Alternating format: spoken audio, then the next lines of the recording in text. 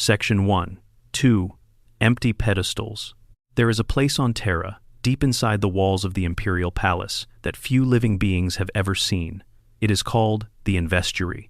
A massive open amphitheater, roughly 2 kilometers across, built from stone quarried from the bones of the Himalayan mountains themselves. The air there carries a particular kind of weight, the kind that accumulates only in places where history has pooled so deeply it becomes something you can almost breathe. When the Great Crusade was in full thunder, when the Emperor's sons were still united in purpose, and the stars were being brought one by one into the light of humanity's dominion, 20 statues stood in that amphitheater, 20 immense figures carved in stone and cast in precious metals, each one a monument to a being who was more than human and less than a god, the Primarchs. They stood in a silent ring beneath the open night sky, and together they represented something the galaxy had never seen before and would never see again. The full expression of the Emperor's ambition. Some of those statues are gone now, defaced, covered, destroyed.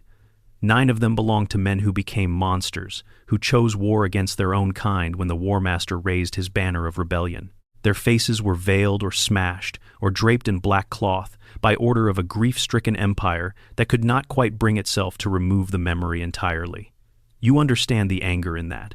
It is one thing to hate a traitor. It is another to forget a brother.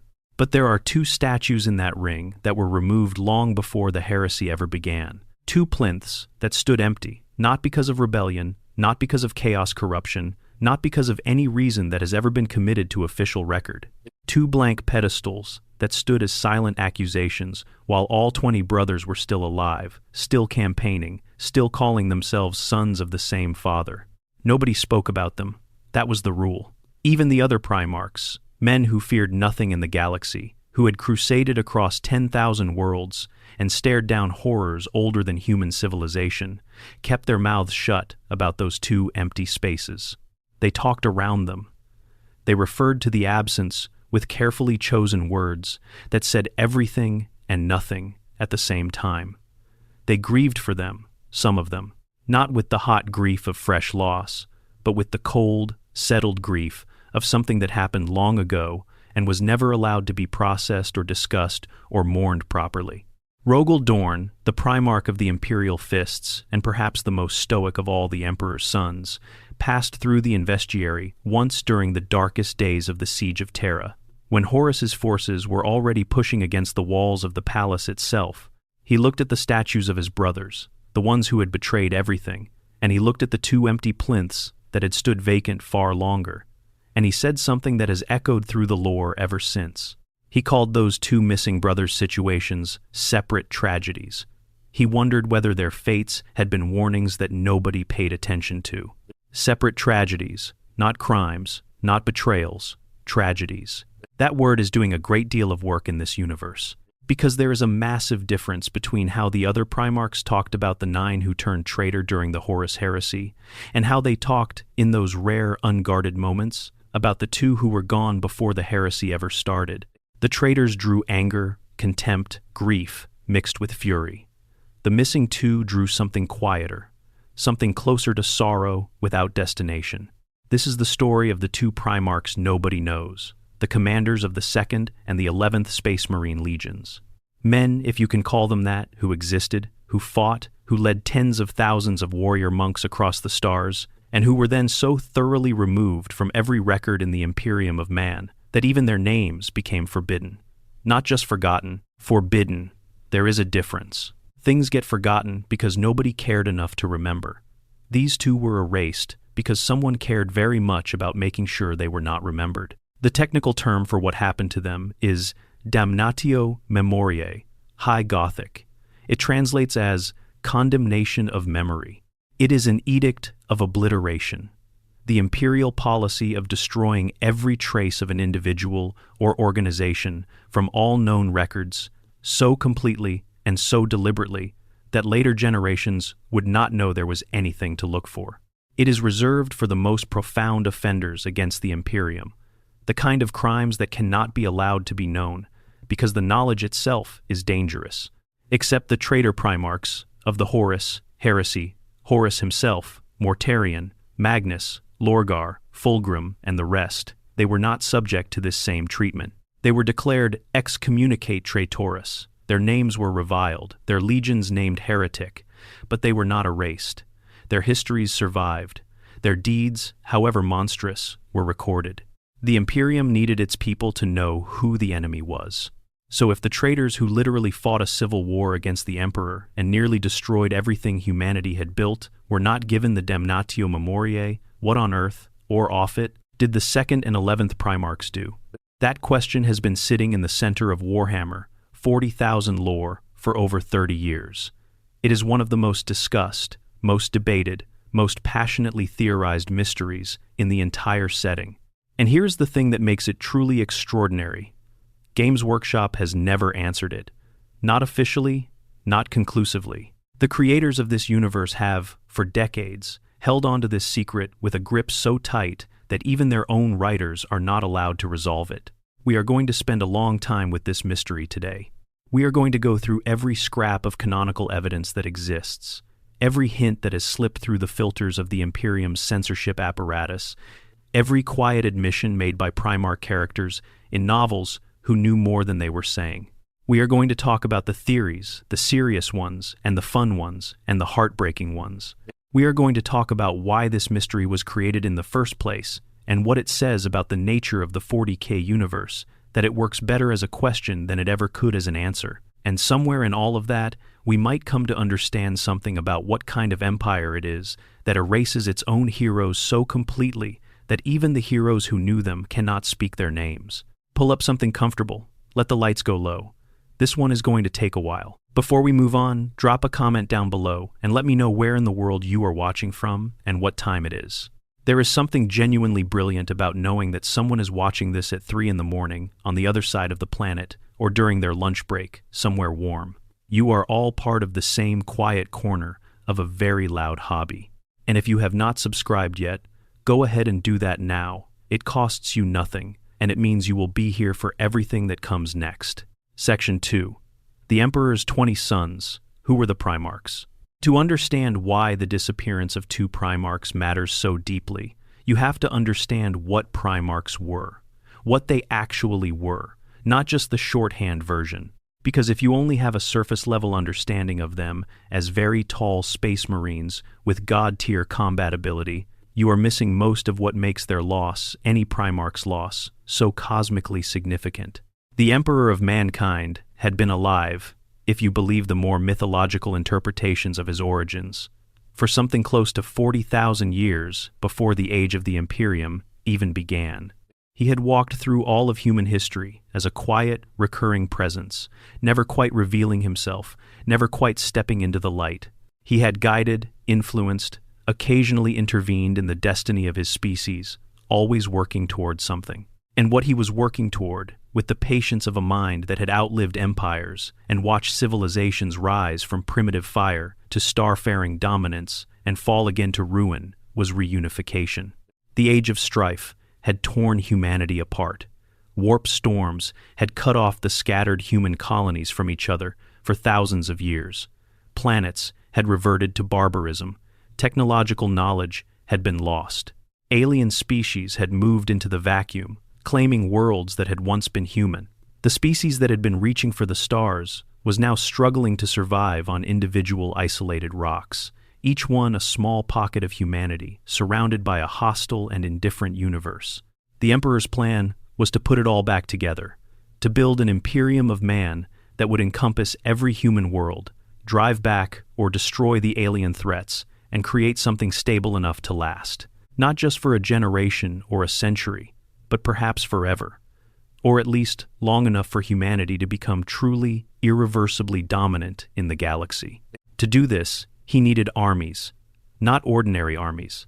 The armies he needed had to be capable of conquering worlds on one side of the galaxy while simultaneously winning campaigns on the other, advancing on all fronts, across distances so vast that conventional supply lines and communication became meaningless.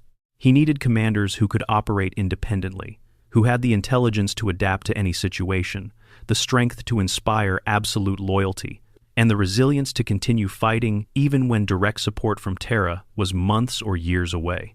He built the Primarchs to be those commanders. The process of creating them is described in the lore with the appropriate reverence for something that straddled the line between genetic engineering and outright sorcery. The Emperor used his own genetic material as the foundation. He wove into each Primarch template something of himself, not just biological material, but something more ineffable. Fragments of his own exceptional psyche, his own capabilities, expressed in forms that were unique to each individual. Then, he created 20 distinct individuals from this process, each one an amplification of certain traits and abilities, each one designed to complement and contrast with the others. They were not born as adults, they were created as embryos, gestating in specialized capsules in a secure laboratory, deep beneath the Imperial Palace, in chambers carved from the bedrock of the Himalayan mountains.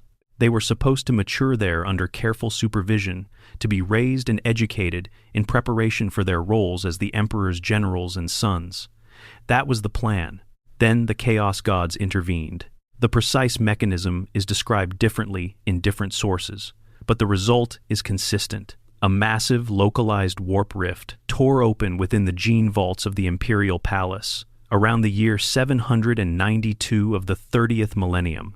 The gestation capsules containing the 20 unborn Primarchs were hurled through this rift and scattered across the galaxy, landing on human-inhabited worlds that were at the time completely cut off from the wider Imperium. The Emperor lost all 20 of his sons in a single catastrophic moment. Whether the Chaos Gods orchestrated this deliberately to sabotage the Emperor's plans, which is the most common interpretation and the one most supported by the lore, or whether it was an accident of some kind, is debated. What is not debated is the effect. 20 capsules, 20 proto-demigods, went spiraling out across the galaxy, each one landing on a world that would shape the consciousness and personality of the being who emerged from it. And so each Primarch grew up in a different environment. Robut Guillemon grew up on Macragge, a world of ordered, Roman-flavored civilization, and became a master of administration and military doctrine. Angron grew up as a slave gladiator on Nuceria, subjected to brain implants that kept him in permanent agonized rage, and became a being of pure violence, who could never quite escape the trauma of his origins. Magnus the Red grew up on Prospero, a world of psychic scholars, and became the greatest psyker among his brothers. Sanguinius grew up on Baal Secundus, and developed angelic wings, and a prophetic ability that showed him his own inevitable death. And so it went. 20 unique individuals shaped by 20 unique worlds. When the Emperor found them, and the process of finding and retrieving each scattered Primarch forms one of the great untold epics of the setting, mostly lost to time, and the unreliability of Imperial record-keeping, he gave each one command of a Space Marine legion that had been raised using gene seed derived from their template. These legions became the primary military force of the Great Crusade, a campaign spanning roughly 200 years, aimed at reunifying every human world in the galaxy under the banner of the Imperium. At peak strength, a Space Marine legion might number anywhere from tens of thousands to over 100,000 warriors.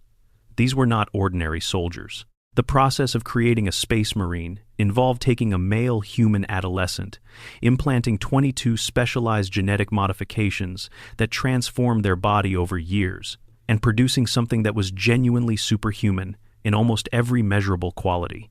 They were stronger than any unmodified human by orders of magnitude, faster, more resilient, capable of processing and retaining information at inhuman rates, able to survive environments that would kill an ordinary person within minutes. A Primarch was to a Space Marine what a Space Marine was to an ordinary human.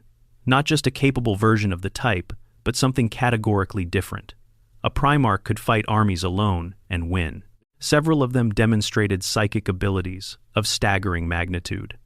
They were effectively immortal, aging so slowly that the distinction between their lifespan and true immortality was essentially meaningless. They could absorb and process damage that would vaporize a normal human being. They were, as close as the setting ever gets to admitting it, demigods. 20 of them existed.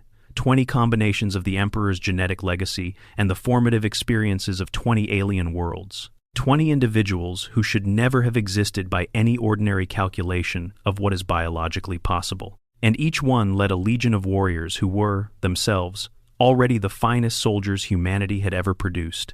Now imagine 2 of those 20 simply ceasing to exist, not dying in battle, not defecting to the enemy, just being removed. Their legions disbanded or absorbed, their histories stripped from every record in the Imperium, their names removed from every roster and monument and memorial, their faces chiseled from statues, their personal chambers in the Imperial Palace sealed and then forgotten so thoroughly that when those chambers were accidentally rediscovered thousands of years later during the Siege of Terra, even the people who found them could barely remember why they had been sealed. That is what happened to the 2nd and the 11th, 2 complete Primarchs, 2 complete legions, gone, and nobody is allowed to talk about it. The implications of this for the setting as a whole are extraordinary, because the Primarchs were not just military commanders, they were the ideological centers of their legions. A Space Marine legion took on the personality, the values, the cultural flavor of its Primarch. The Space Wolves were wild and honorable and passionate, because Leman Russ was wild and honorable and passionate. The Ultramarines were disciplined and methodical and extraordinarily effective at institutional organization, because Robout Guilliman was all of those things. The Iron Hands were cold and suspicious of human weakness, because Ferrus Manus saw flesh as something to be overcome. If a Primarch could shape the psychology of tens of thousands of Space Marines to such a degree, then the 2 missing Primarchs shaped the tens of thousands of warriors in their legions in ways that have now been lost to history. Entire schools of warfare, entire philosophical frameworks for what it meant to serve the Emperor, entire approaches to combat and honor and brotherhood gone, because the Primarchs who defined them were removed from the record. The loss is not just personal, it is civilizational. And the fact that it happened before the Horus Heresy, before the great catastrophe that everyone knows about, suggests that it was seen at the time as a necessary and sufficient response to whatever these 2 Primarchs had done. Whatever it was, someone who held the authority to erase a god decided that erasure was appropriate. That is a very specific kind of terrifying. Section 3. The Forgotten and the Purged. What we actually know. Let us be very precise here, because this is important. Everything in this section is either directly sourced from canonical Games Workshop material or is as close to confirmed as the deliberately incomplete lore will allow. This is not speculation. This is what is actually known. The 2 missing Primarchs were the commanders of the 2nd Space Marine Legion and the 11th Space Marine Legion. The numbers are significant in themselves because the legions were numbered in the order in which their Primarchs were created, or more accurately, in the order their gestation capsules were assigned. The 1st Legion was the Dark Angels under Lionel Johnson. The 3rd was the Emperor's Children under Fulgrim. The numbers run all the way to 20, which was the Alpha Legion under Alfarius. The 2nd and 11th sit within that sequence, meaning their Primarchs were among the earlier generations of the Emperor's sons. They were not late additions or afterthoughts. They were part of the original design. At some point during the Great Crusade, which ran approximately from 798 to 999 of the 30th millennium, both legions and their Primarchs were subjected to an edict of obliteration, the Damnatio Memoriae. This process involved the systematic destruction of all records pertaining to the individuals and organizations in question. Every roster that listed their names was altered or destroyed. Every monument that bore their faces was defaced or removed. Every campaign record that mentioned their participation was redacted. Every account that described their deeds was censored to the point of uselessness. The erasure was so thorough that 10,000 years later, in the 41st millennium, no ordinary scholar or historian within the Imperium has any knowledge of who these Primarchs were, what their legions were called, what worlds they fought on, or what they did. The only people who knew the truth were the other Primarchs who were alive at the time, and the Emperor himself. Even among the Primarchs, discussion of their missing brothers was forbidden. The prohibition was so powerful and so thoroughly internalized that in 30-plus novels set during the Horus Heresy period, not a single surviving Primarch ever speaks a name in connection with these 2. This is remarkable when you think about it. The Horus Heresy novels contain Primarchs having extraordinarily candid conversations about all manner of forbidden or sensitive topics. Magnus confronts Leman Russ about the destruction of Prospero. Lorgar argues with Guilliman about the Emperor's divinity. Kurz taunts Dorn with prophecies of doom. These are beings who pride themselves on speaking the truth as they see it, who are physically and psychologically capable of defying authority in most circumstances. And yet the prohibition against naming the missing brothers held. Every single one of them maintained it, including the traitors. The traitors, think about that. Horus, who was actively trying to destroy the Imperium and had nothing left to lose. Mortarion, who despised the Emperor and everything associated with him. Magnus, who felt profoundly wronged and had every reason to throw every possible secret into the open. None of them spoke the names either. That level of restraint, maintained even by beings who had abandoned every other aspect of their loyalty, suggests that whatever the prohibition was built on, it was something deeper than mere obedience. Now, there is one extraordinary scene in the Siege of Terra novels, where Horus, in a moment of rage or perhaps defiance, attempts to speak the name of one of the missing Primarchs. He manages to get a few syllables out, something approximating a name beginning with M, before Malcador, the Sigillite, the Emperor's right hand, psychically choked him into silence. The name was never completed. It was never recorded. But the scene establishes two things. First, that Horus knew the name, and second, that the prohibition against speaking it was enforced actively and with considerable psychic violence. What we know about the timeline of the erasure is frustratingly imprecise, but we have some anchor points. In the novel The First Heretic by Aaron Dembski-Bowden, there is a conversation between Lorgar and Magnus the Red that takes place approximately 7 months after the raising of Monarchia, the event in 964 of the 30th millennium, when the Emperor humiliated the word-bearers for their religious worship of him. During this conversation, both Primarchs refer to the missing brothers as already gone, already erased. Their absence is treated as established, historical fact, not as something recent. This is important because it places the erasure of the 2nd and 11th Legions at some point well before 964 M30, which was itself already before the beginning of the Horus heresy proper. In the novel Betrayer, the phrase, the 18 legions, is used to describe the forces involved in the events of that period, a clear and explicit statement that only 18 Space Marine legions were in existence at that point. The missing 2 were already gone.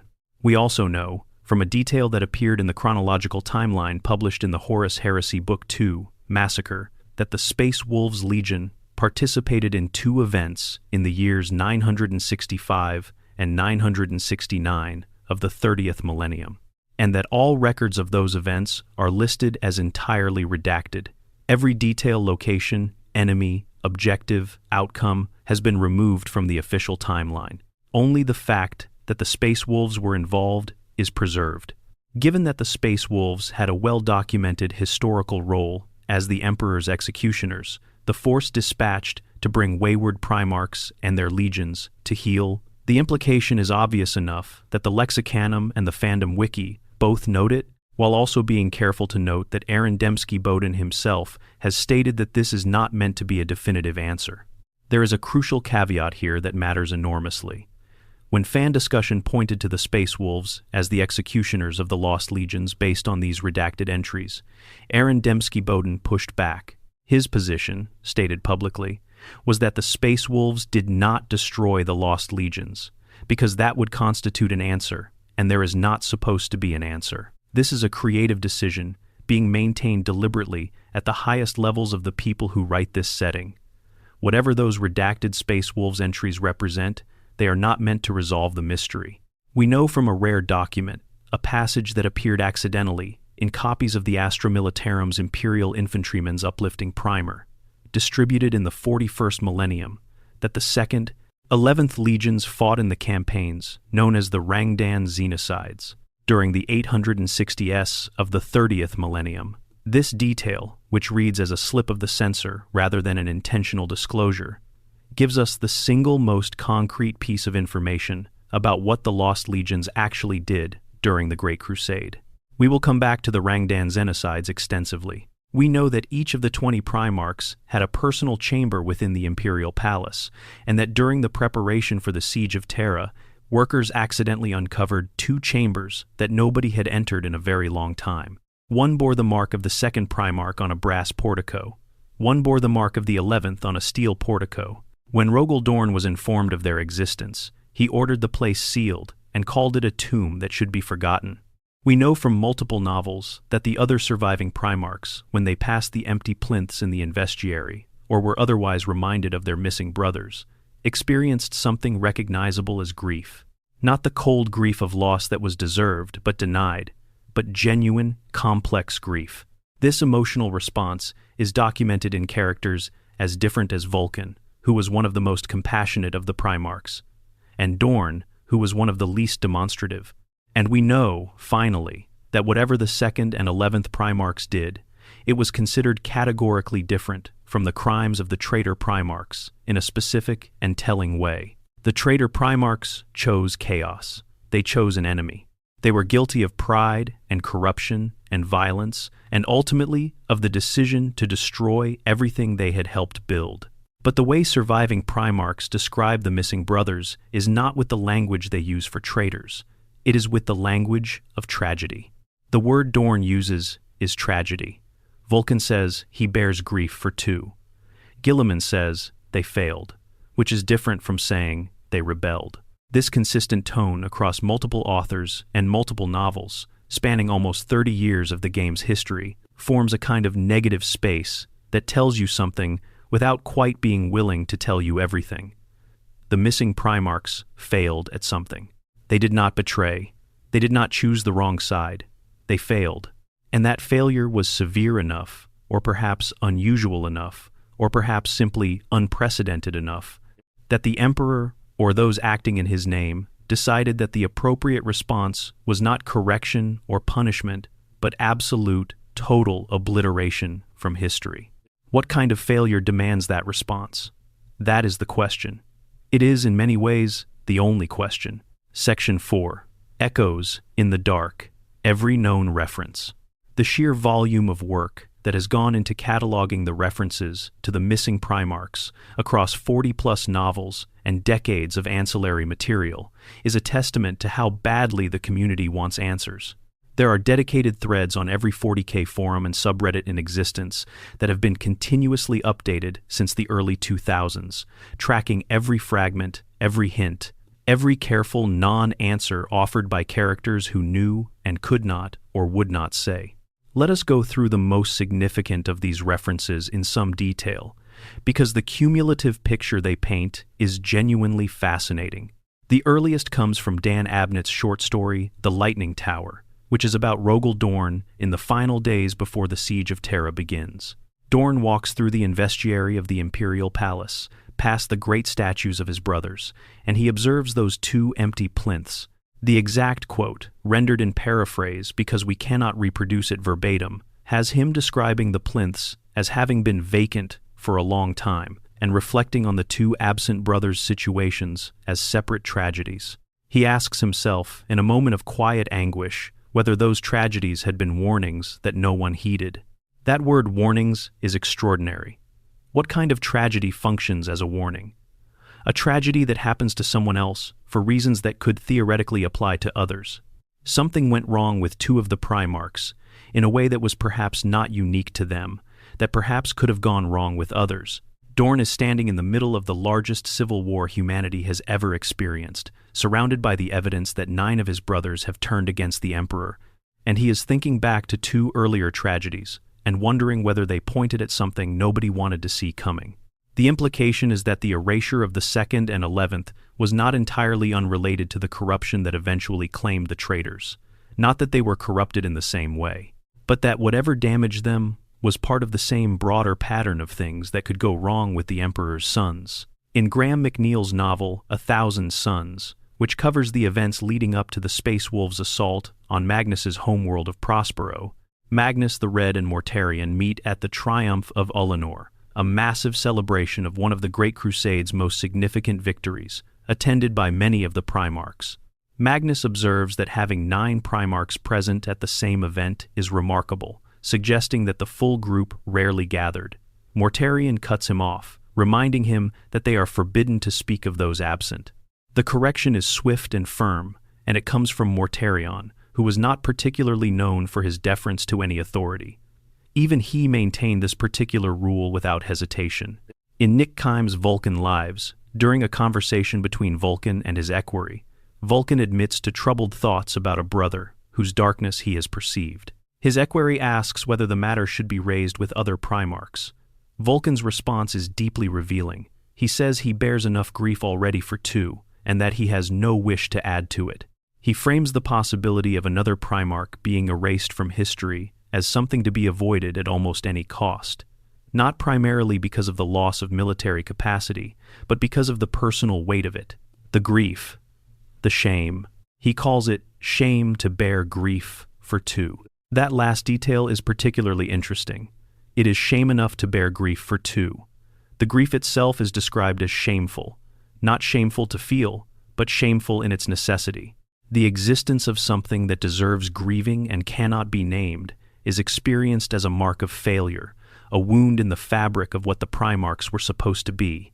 Even the survivors carry the weight of the missing. In James Swallow's Fear to Tread, which follows the Blood Angels during the Horus Heresy, Sanguinius delivers a line during an argument about the genetic flaws of his legion that is one of the most emotionally raw references to the missing Primarchs in the entire body of literature. Confronted with the suggestion that the Blood Angels' genetic flaw, the Black Rage and the Red Thirst, might be grounds for their legion being sanctioned or erased, Sanguinius erupts with something close to panic. He refuses to allow it. He will not be responsible, he says, for a third empty plinth beneath the roof of the hegemon. A third empty plinth. Sanguinius knows what happened to the 2nd and the 11th well enough to use it as the precise image for the worst possible outcome for his legion. Not death in battle, not disgrace and exile. Erasure. That image has clearly sat inside him for a long time, heavy enough to come out as the language of his most desperate moments. Dan Abnett's The Unremembered Empire contains a scene between Lion L. Johnson and Robert Guillemot during the period of the Horus Heresy, when the two of them and Sanguinius are running what amounts to a small emergency version of the Imperium in Ultramar, because they cannot reach Terra through the warp storms. When discussion turns to the missing brothers, and the text is carefully constructed so that the brothers are referenced without being named, Guillemot's response is that their absence must be noted as a matter of honor, not celebrated, not justified, noted. As a matter of honor, there is something in that phrasing that suggests a debt owed that cannot be paid. And then there is the vision from False Gods, Graham McNeil's novel covering Horus's fall to chaos. As Horus lies wounded after the attack that begins his corruption, his consciousness is drawn through visions by the chaos powers attempting to seduce him. In one of these visions, he finds himself in the gene vault beneath the Imperial Palace, looking at the incubation capsules of his unborn brothers. He moves through the vault, and when he reaches the capsule bearing the number 11, he pauses. The text describes him feeling the untapped glories that might have lain ahead for the life forming within, knowing that they would never come to pass. He stops, he rests his hand on the capsule, and he knows, even in this vision, even seeing the potential of this unborn being, that it is a potential that was never realized. He does not grieve exactly. He does not seem angry. He simply recognizes the loss, the specific texture of something that could have been and wasn't, and moves on. That moment, as small as it is, has absorbed a remarkable amount of fandom analysis. Because Horus's emotional responses in that vision sequence are being curated by chaos to weaken him, to make him doubt and mourn and rage. The vision of Tank 11 is included in that sequence deliberately, suggesting that the chaos powers knew it would produce some emotional resonance in Horus. He felt something when he put his hand on that capsule. Something complicated and not easily categorized, but something real. Nick Kime's Feet of Iron short story, collected in the Primarch's anthology, features Ferrus Manus in a scene where he views the statues of his brothers in the Investiary. He notes that 2 of the 20 statues are unfamiliar to him, not unrecognizable, but genuinely unknown. Their faces have been destroyed. He stands before them with the particular discomfort of a man who knows there is something to know and has been denied the knowledge of it. These references are not accidents. They are not throwaways. They have been crafted by multiple authors across years of writing, each one carefully calibrated to add something to the picture without resolving it. Each one is, in a sense, a small act of grief for something that cannot be named. The fandom feels this. That is why these passages get quoted and discussed with such intensity. Because there is a consistent emotional register across all of them, a tone of loss that refuses to resolve into anything cleaner or easier. What these fragments collectively suggest is this. The other Primarchs knew their missing brothers. They mourned them. They kept the secret not just because they were commanded to, but because something about the weight of it, the particular texture of those tragedies, made silence feel appropriate even to beings who were not generally inclined towards silence. And the secret, whatever it is, carries enough gravity that even the chaos corrupted, even the traitors, even Horus himself, on the verge of bringing down the entire Imperium, maintained it. That is not nothing. That is, in fact, the most important thing we know. Section 5. The Rangdan Genocides, the closest thing to an answer. Somewhere around the year 839 of the 30th millennium, give or take a few years depending on which source you consult, the expeditionary fleets of the Great Crusade pushed far enough into the eastern and northern reaches of the galaxy to attract the attention of something that had been waiting there. The Rangda, also called the Rangdan Cerebrivores in some sources, an alien species of such extraordinary technological and military capability that the first accounts of their attack read like a description of an extinction event. The Great Crusade had encountered alien civilizations before, many of them powerful and dangerous. The Orcs had vast numbers and biological weapons-making capacity. The Eldar had psychic mastery and ancient technology. The various other species encountered during the Great Crusade had their own particular threats. But the Rangda were different, in a way that the records suggest was qualitatively distinct rather than merely quantitatively worse. The wars fought against the Rangda are collectively known as the Rangdan Genocides, a series of 3 major campaigns that ran from approximately 839 to 890 M30. By any measure, they were catastrophic. Whole expeditionary fleets were destroyed without survivors. Multiple worlds were laid waste. Dozens of Titan legions, the walking god machines of the Mechanicum, each one a weapon system capable of flattening cities, were obliterated, and entire Space Marine legions were said to have been lost to the Imperium during the course of these wars. The Horus Heresy Book 7, Inferno, published by Forge World, gives us the most detailed account of the Rangdan genocides available in official canonical material. The scope of the conflict it describes is genuinely staggering. At the height of the third genocide, the Emperor himself is said to have intervened directly, not as a remote presence or a source of psychic support, but physically, personally, entering the conflict to break what appeared to be an impossible situation. Whatever the Rangda were, and whatever they were doing, it required that level of response. The intervention of the Emperor in any military situation during the Great Crusade was extremely rare. He was certainly involved in the early stages of the Crusade, but as it progressed, he increasingly withdrew from direct military involvement, leaving the Primarchs and their legions to manage the campaign while he pursued other, apparently more important work. For him to personally enter a battlefield situation suggests that the Rangdan Genocides had reached a point where his intervention was the only available option. 9 Space Marine legions were eventually involved in the conflict at one point or another. More than 300,000 Space Marines were deployed in the climactic assault on the Rangdan stronghold at Taxil. 3 Primarchs led this assault directly, including Lionel Johnson of the Dark Angels, who suffered particularly heavy losses during the genocides. The Dark Angels, the First Legion, were depleted so severely during these wars that they never fully recovered their former numbers before the Horus Heresy began. The connection to the 2nd and 11th Legions comes from that extraordinary detail in the Imperial Infantryman's uplifting primer, a document that is essentially a manual for common soldiers, the kind of thing that would be handed to a conscripted auxiliary trooper rather than a Space Marine. In copies of this primer, distributed during the 41st millennium, there appeared a mention of the 2nd and 11th Legions of ancient Space Marines fighting alongside Solar Auxilia during the Rangdan Genocides. This was not supposed to be in there. The uplifting primer is a mass-produced document with a massive distribution.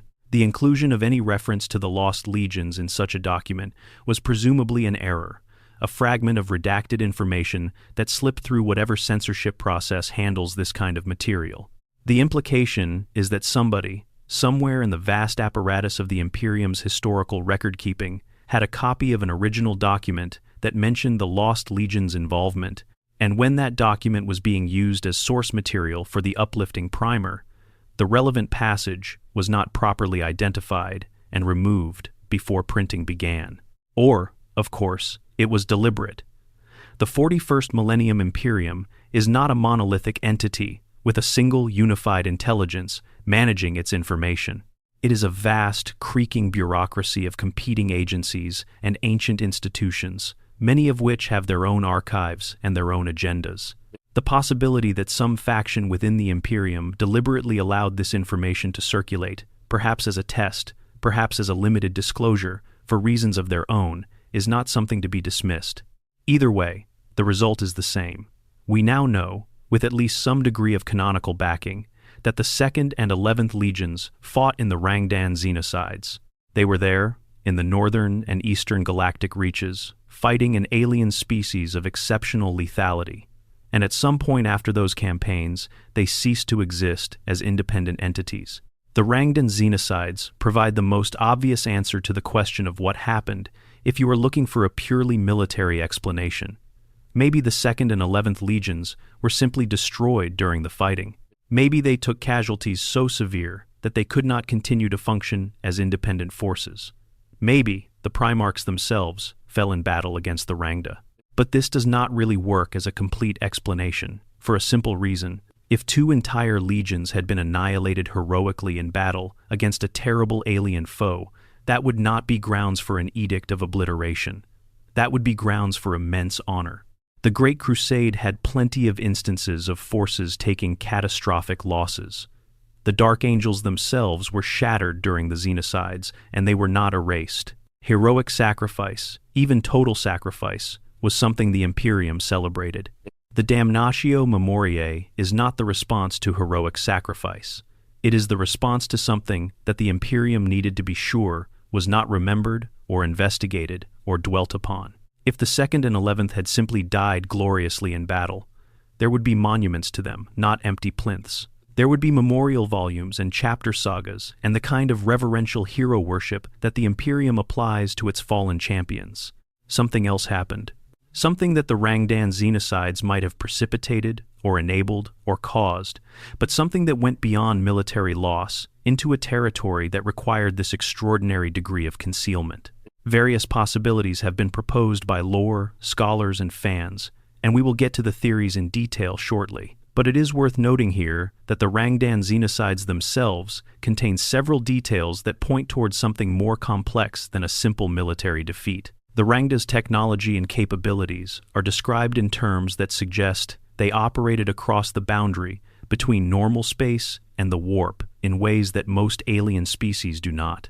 There are hints that their attacks had psychological and psychic dimensions beyond the purely physical.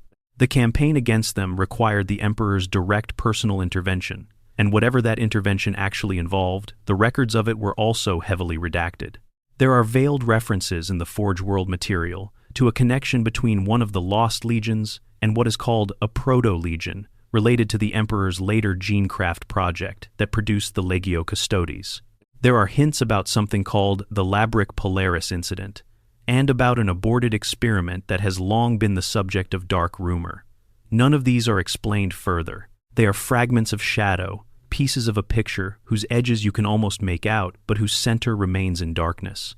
The Rangdan Xenocides, at minimum, give us a context. They place the 2nd and 11th Legions at a specific, documented, catastrophically dangerous conflict at roughly the right time for their disappearance from Imperial records. They provide a plausible vector for whatever went wrong, and they gesture toward the kind of experience prolonged, intimate contact with an alien species of extraordinary and poorly understood capability that could have produced consequences nobody was prepared for. What those consequences were, the lore will not say, but the shadow of the Rangda hangs over the empty pedestals in the Investuary, and it is a shadow that has its own particular texture. Section 6. What the other Primarchs remember. One of the most interesting aspects of this whole mystery is what you can learn about the missing Primarchs, not from any direct information about them, but from watching how their surviving brothers behave around the subject of their absence. The emotional register of those moments is itself a kind of data. Think about Rogel Dorn standing in the investiary during the approach of the siege of Terra. Dorn is not a being who shows emotion easily. His stoicism is one of his defining characteristics, the quality that makes him simultaneously one of the most respected and one of the most personally difficult of the Primarchs.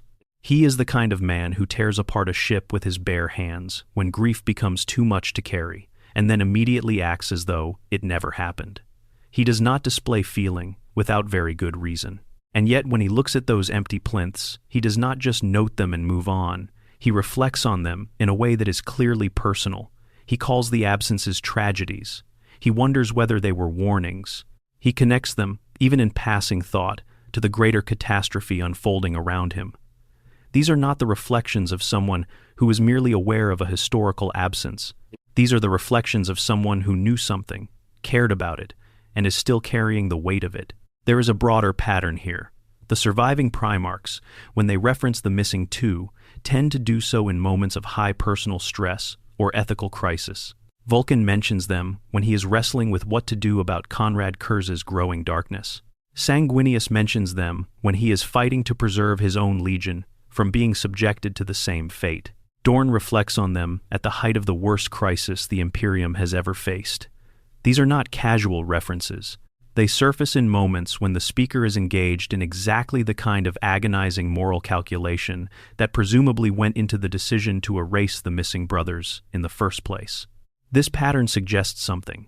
It suggests that the surviving Primarchs are aware, on some level, that they themselves could have been in those empty plinths under different circumstances. The missing brothers are not an abstract historical fact to them. They are a reference point for the worst possible outcome of being a Primarch. Not death, but erasure. Not failure in battle, but failure in some more fundamental way that resulted in the complete, total removal of every trace of your existence. That is what Sanguinius is confronting when he refuses to allow a third empty plinth. He is not just advocating for his legion. He is staring at the specific shape of the thing he fears most. And the thing he fears most is not his own death. He already knows he is going to die. His visions have shown him that clearly enough, but the obliteration of everything he and his sons represent. Horus's vision of Tank 11 is perhaps the most psychologically complex of all these moments. Horus, in this dream sequence, is being seduced by chaos. The visions he is shown are chosen to weaken him, to exploit his grief and his doubts, to make him susceptible to the argument being made by the Davenite cultists on his behalf. The fact that Tank 11 is included in this sequence, that the image of his unborn brother's potential and the knowledge that it was never realized is part of the manipulation toolkit the Chaos powers use against him, tells you that this is a wound in Horus. An old one that never healed. Horus was the War Master, the first among equals, the one who held the other Primarchs together. He was the Emperor's chosen heir, in practical terms, the one who managed the coalition of enormously powerful, enormously opinionated demigods that was the assembled Primarch Brotherhood. That role would have made him more aware than any one of the missing brothers, more connected to whatever happened to them, more implicated in whatever decision-making process led to their erasure. The Chaos powers knew this. They used it. What is particularly striking about Horus's reaction in that vision is its quietness. He does not rage. He does not weep. He simply stops, puts his hand on the capsule, feels the weight of the potential that was never realized, and moves on. That is the response of someone who has had a long time to process a grief that could not be spoken aloud. The shock is gone. What remains is something more like an old scar, still there, still occasionally tender, but no longer actively bleeding. Magnus, the Red's interaction with Mortarion at Ulanor, is different in tone, but equally revealing. Magnus is one of the more intellectually curious and open of the Primarchs, someone who approaches the world with genuine desire to understand it. He observes the rarity of having 9 Primarchs in one place. He begins, or seems to begin, to frame this observation in a way that would acknowledge the absence of the missing 2. And Mortarion, who is not generally known for careful social management, shuts him down immediately. The swiftness and firmness of Mortarion's intervention is telling. He does not wait to see where Magnus is going with the observation. He preempts it, as though he has seen this pattern before, and knows where it leads, and knows that wherever it leads, the destination is somewhere the rule does not allow. This speaks to a collective agreement among the Primarchs, enforced informally through shared understanding rather than through any active policing.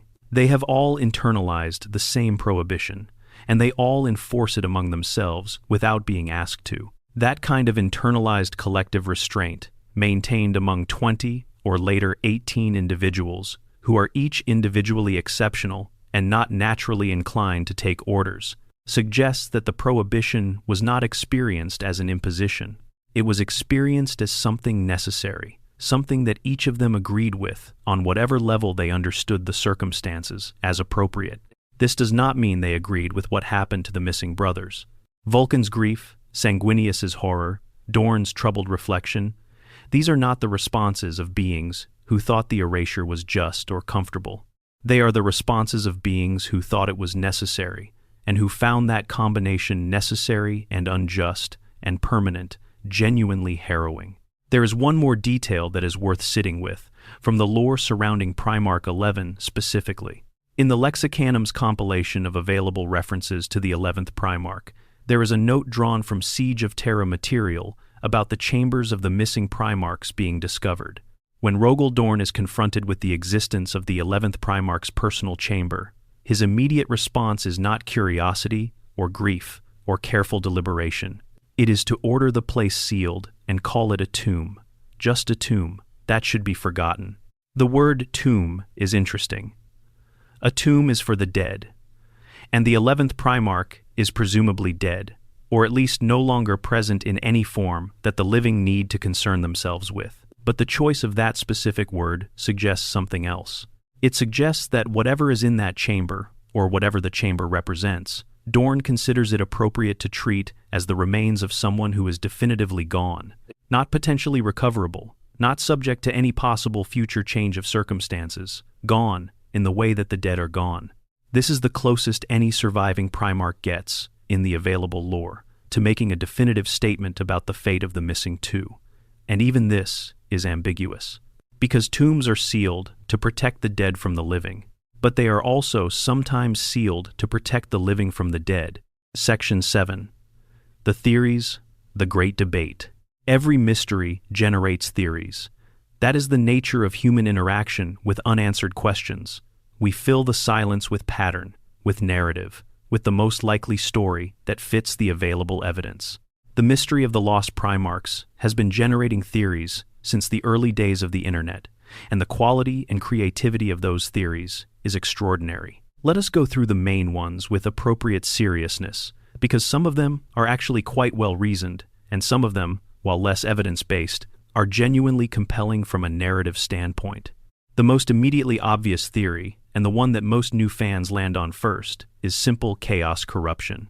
One or both Primarchs were tainted by the ruinous powers, turned toward the service of chaos in some form, and were destroyed by the Emperor as a consequence. The appeal of this theory is that it fits the established pattern. The traitor Primarchs of the Horus Heresy were all corrupted in some way before they chose rebellion, and it provides a clear motivation for the extreme, responsive total erasure. The problem with this theory, however, is that it runs directly into the evidence of how the surviving Primarchs talk about the missing two. As noted, the language of grief and tragedy rather than betrayal and outrage is consistent across the board. Vulcan's shame enough to bear the grief for two does not sound like the response to chaos corruption. Corruption was met with disgust, with anger, with the full force of imperial sanction. Sanguinius's fear of the third empty plinth does not sound like the fear that his legion might be corrupted. It sounds like the fear that his legion might fail in some way that could not have been prevented. Furthermore, the Lexicanum note on Primarch II is explicit. It states that the available evidence makes it highly unlikely that the second Primarch's failure involved chaos. Now, the Lexicanum is itself a secondary source, and this is framed as editorial analysis rather than official lore, but it reflects what the actual canonical material says when read carefully. If chaos corruption is out as the most likely explanation, at least in its simplest form, what else is there? The gene seed failure theory is one of the more sobering possibilities. We know that several legions had documented genetic problems: the Blood Angel's Black Rage and Red Thirst, the Space Wolf's Wolfen Curse, the Night Lord's various psychological instabilities. These were managed, suppressed, worked around, but they were acknowledged, and the legions continued to exist despite them. Whatever went wrong with the gene seed of the 2nd or 11th legions would have to be categorically worse than any of those well-documented failures. Not a manageable flaw, but something so severe, so uncontrollable, so irreversible, that no option other than termination was viable. This theory has some interesting supporting detail. The Rangdan genocides involved fighting against an alien species that may have had capabilities operating in or around the warp. Prolonged exposure to such capabilities, especially if there was direct genetic contact of some kind, could theoretically have produced a contamination of the gene seed that made the afflicted Space Marines into something actively dangerous, something that could spread, something that had to be contained completely. The theory also explains the silence of the surviving Primarchs in a particular way. If you know that a genetic flaw destroyed 2 legions, and you know that your own legion carries genetic material derived from the same basic template, even if expressed differently, then the knowledge of what happened to the missing 2 is not just sad history. It is a warning about what your own gene seed might one day become under the wrong circumstances. It is not a comfortable thing to discuss. The rebellion theory proposes something genuinely fascinating and disturbing. What if one or both of the missing Primarchs rebelled against the Emperor, not because of chaos corruption, but because of moral disagreement? Not turned to serve the enemy, but simply refusing to serve the Emperor in a particular way, or rejecting the methods of the Great Crusade, or discovering something about the Emperor's plans that they found unacceptable. This is a more radical theory in some ways than the corruption theory, because it implies that the Emperor's sons could turn against him for good reasons. The traitor Primarchs are all, to varying degrees, victims of corruption, manipulation, or personal trauma that went unaddressed.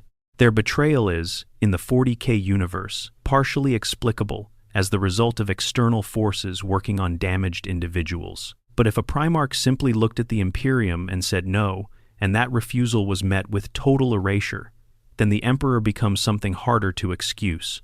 A ruler who destroys those who disagree with him so completely that their disagreement cannot be studied or considered by anyone who comes after.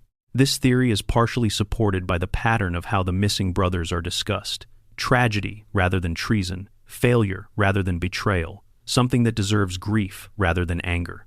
If they had simply chosen wrongly, if they had looked at the cost of the Great Crusade and said this is not something I can be part of, that might be experienced by the surviving Primarchs as a tragedy, a loss, a failure of something, maybe a failure of the Imperium to provide its sons with what they needed, maybe a failure of the missing Primarchs themselves to find another way, but not the kind of thing that would inspire the contempt and anger that chaos corruption would. The Xenos contamination theory is related to the gene seed failure theory, but more specific and more disturbing in its implications. What if one or both Primarchs, during the Rangdan genocides or some other campaign, were directly affected by alien influence in a way that went beyond genetic damage?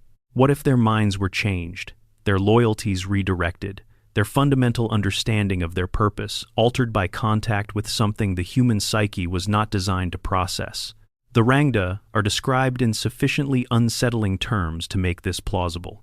An alien species that attacked from the galactic north and east, whose capabilities were sufficient to destroy entire expeditionary fleets without survivors, whose threat was serious enough to require the Emperor's direct personal intervention. These are not the kinds of beings who fight ordinary wars.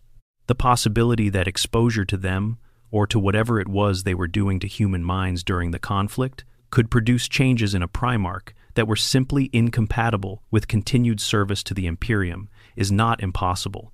And a Primarch who was still biologically intact, but whose mind or soul or fundamental allegiance had been fundamentally altered by alien influence, would be an almost uniquely terrible problem.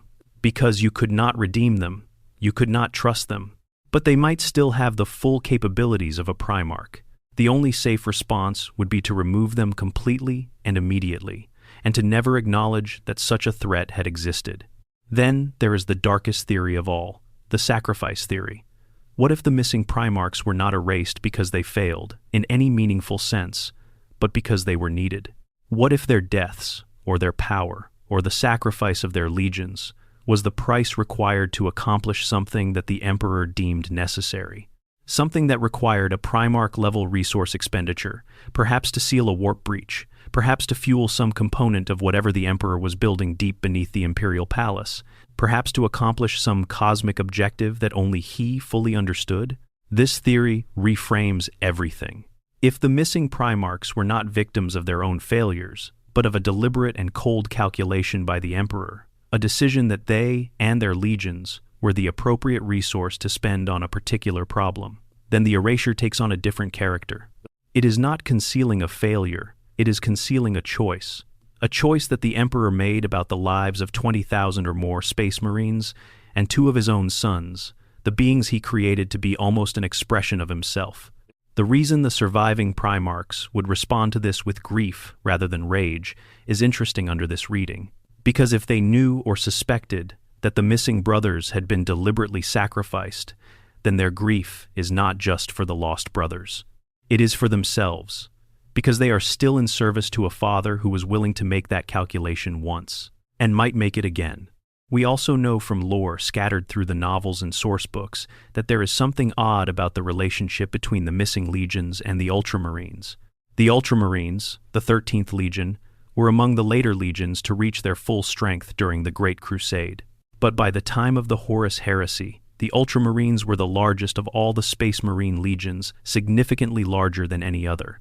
There has been no official explanation for how a legion that started later than many others grew so dramatically, and several fans and commentators have noted that this extraordinary growth coincides in the timeline with the disappearance of the 2nd and 11th Legions.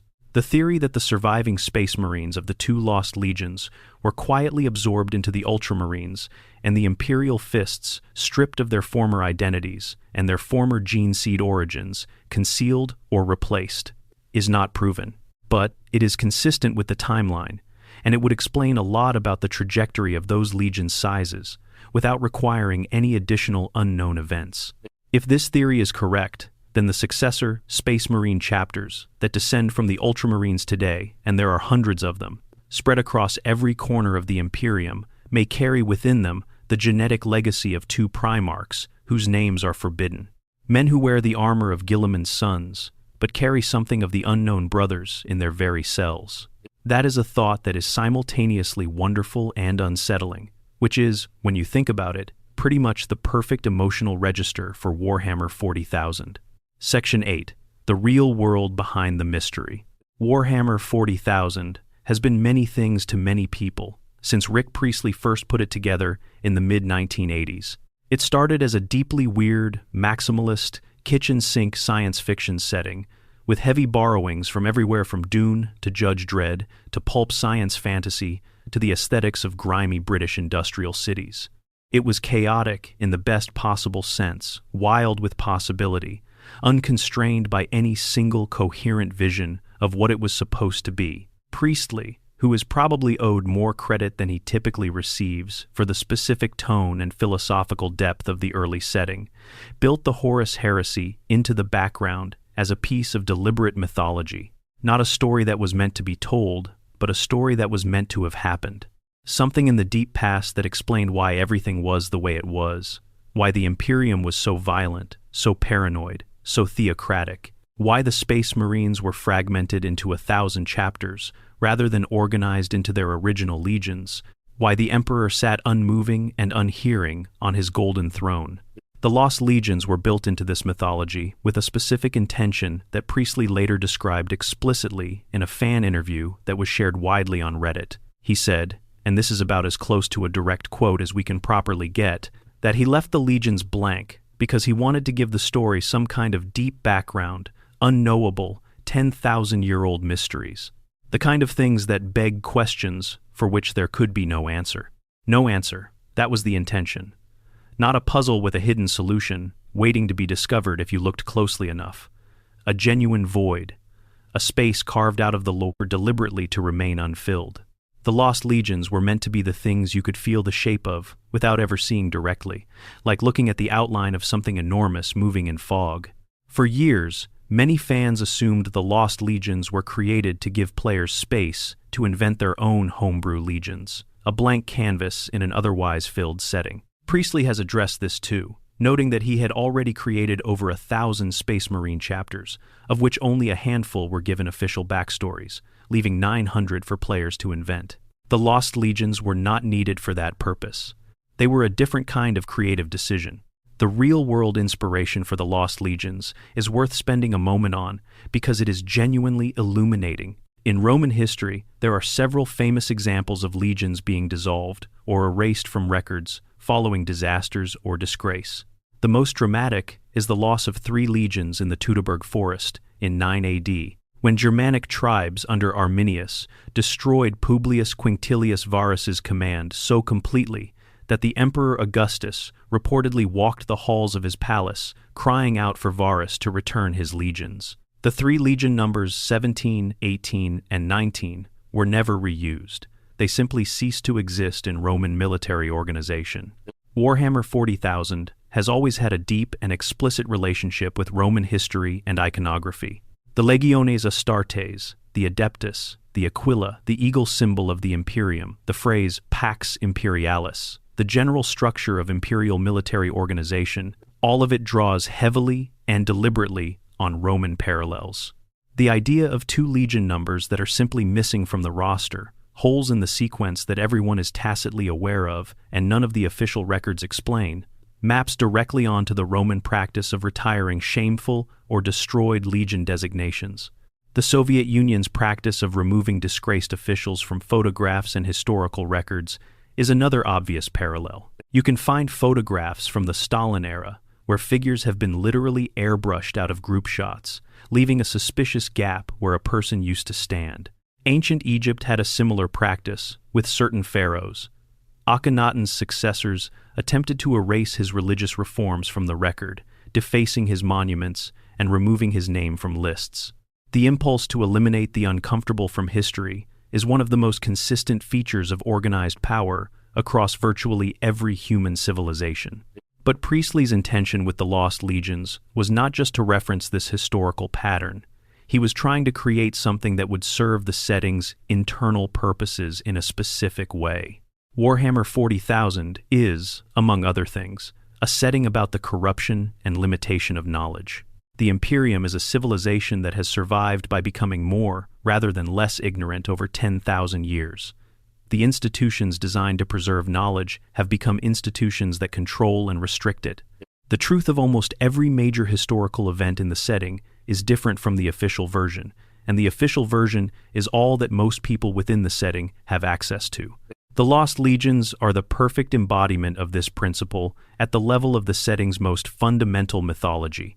If even the creation of the Primarchs, the most important beings in imperial history after the Emperor himself, contains something that has been successfully kept secret for 10,000 years, then nothing is safe. No account can be fully trusted. The history of the Imperium is not a record of what happened. It is a record of what was allowed to be remembered. Aaron Dembski-Bowden, who has written some of the finest and most psychologically rich of the Horus Heresy novels, made a statement in 2018 that is worth sitting with. When asked about the Space Wolves' redacted timeline entries and whether they confirm the Space Wolves as the executioners of the Lost Legions, he said that cannot be an answer because there is not allowed to be an answer. That phrasing, "not allowed to be," is interesting. It is not that the answer does not exist in any sense. It is that the nature of this particular mystery, the function it serves in the setting, requires it to remain without resolution. Games Workshop, for all the criticism sometimes leveled at it for other decisions, has been remarkably disciplined about this. In 30-plus years of expanding this universe, through a franchise that now encompasses hundreds of novels, countless codexes, video games, an animated series, merchandise, and now a major Hollywood production, the identity of the 2nd and 11th Primarchs has never been officially revealed. Hints have been dropped. New authors have added fragments, but the names have never appeared. That is an extraordinary act of collective restraint, maintained over 3 decades across an organization that has changed enormously in size, ownership, and creative direction. Whatever Priestley built into the foundation of this mystery, it has held. Section 9. The Homebrew Legacy. What the Empty Throne Gives Fans. There is a dimension to the Lost Primarchs mystery that is easy to overlook if you are focused on the lore question, And that is what the deliberate absence gives to the people who play the game and build armies within the setting. Warhammer 40,000 is, at its foundation, a tabletop miniature game. People collect and paint miniatures and then use them to play games against each other according to rules that govern their movement and combat. One of the most beloved aspects of the hobby, and one that Games Workshop has always formally acknowledged and to some degree encouraged, is the creation of homebrew Space Marine chapters, players inventing their own successor, chapters with their own colors, heraldry, history, and character. The rules governing which chapters can claim descent from which Primarchs are, within the game, tied to which gene seed your chapter uses and which set of special rules you play with. But the Lost Legions occupy a unique position. Because their gene seed and their Primarchs are unknown, no one can definitively tell a player that their homebrew chapter does not descend from the 2nd or 11th. The absence of information is the same as the presence of permission. This has been explicitly acknowledged by Games Workshop. The company has noted that the 2nd and 11th Legions are left open for the community to explore. If you want to build a chapter and give it a lineage tracing back to one of the lost Primarchs, nobody can tell you are wrong. The official lore does not contradict you because the official lore does not say anything. You are working in a space where the rules permit genuine creative freedom, which is vanishingly rare in a setting this extensively developed. The result is a genuinely vibrant ecosystem of fan-created content built around the lost Primarchs. There are homebrew chapters with detailed backstories that imagine what their ancestor might have been like. There are fan fiction pieces that attempt to reconstruct the lost histories. There are long discussion threads debating the merits of different headcanon interpretations. There are miniature painters who have created what they imagine the color schemes of the 2nd and 11th Legions might have looked like. There are entire armies built to represent these imagined legions, with custom-designed heraldry and carefully worked-out internal hierarchies and invented campaign histories. This creative output is not separate from the official lore. It is a part of the living culture of the setting, the conversation that happens around and through the official material. And the Lost Legions, precisely because they are empty, have generated more of this conversation than any other specific mystery in the setting. The emptiness is productive. A fully defined answer would close that space. If Games Workshop announced tomorrow that the 2nd Primarch was named Marcus Aurelius Vex, that he led a legion called the Ivory Crusaders, and that they were destroyed because of a gene seed mutation that caused their warriors to see the Emperor as an enemy, every single fan who had their own version of that story would be wrong. Every homebrew chapter that claimed the Ivory Crusaders' lineage would be in conflict with official canon. Every piece of creative work built on that foundation would be, technically, non-canonical. The absence protects something. It protects the creative freedom of the people who play this game and love this setting. It maintains a space where individual imagination is the final authority. In a setting that has, over 3 decades, become so extensively documented that originality requires careful navigation of an enormous existing structure, the 2 empty pedestals in the investiary are an open door. There is something philosophically interesting about this too. The official setting of Warhammer 40,000 contains, at its heart, 2 holes.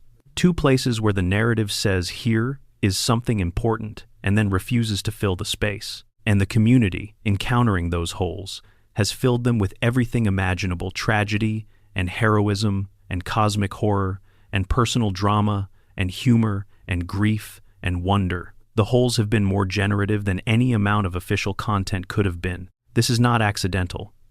Rick Priestley understood, either intuitively or deliberately, that the most powerful stories are not always the most detailed ones. The ones that stay with you, the ones that haunt you, the ones that you keep returning to, they are often the ones that leave something out.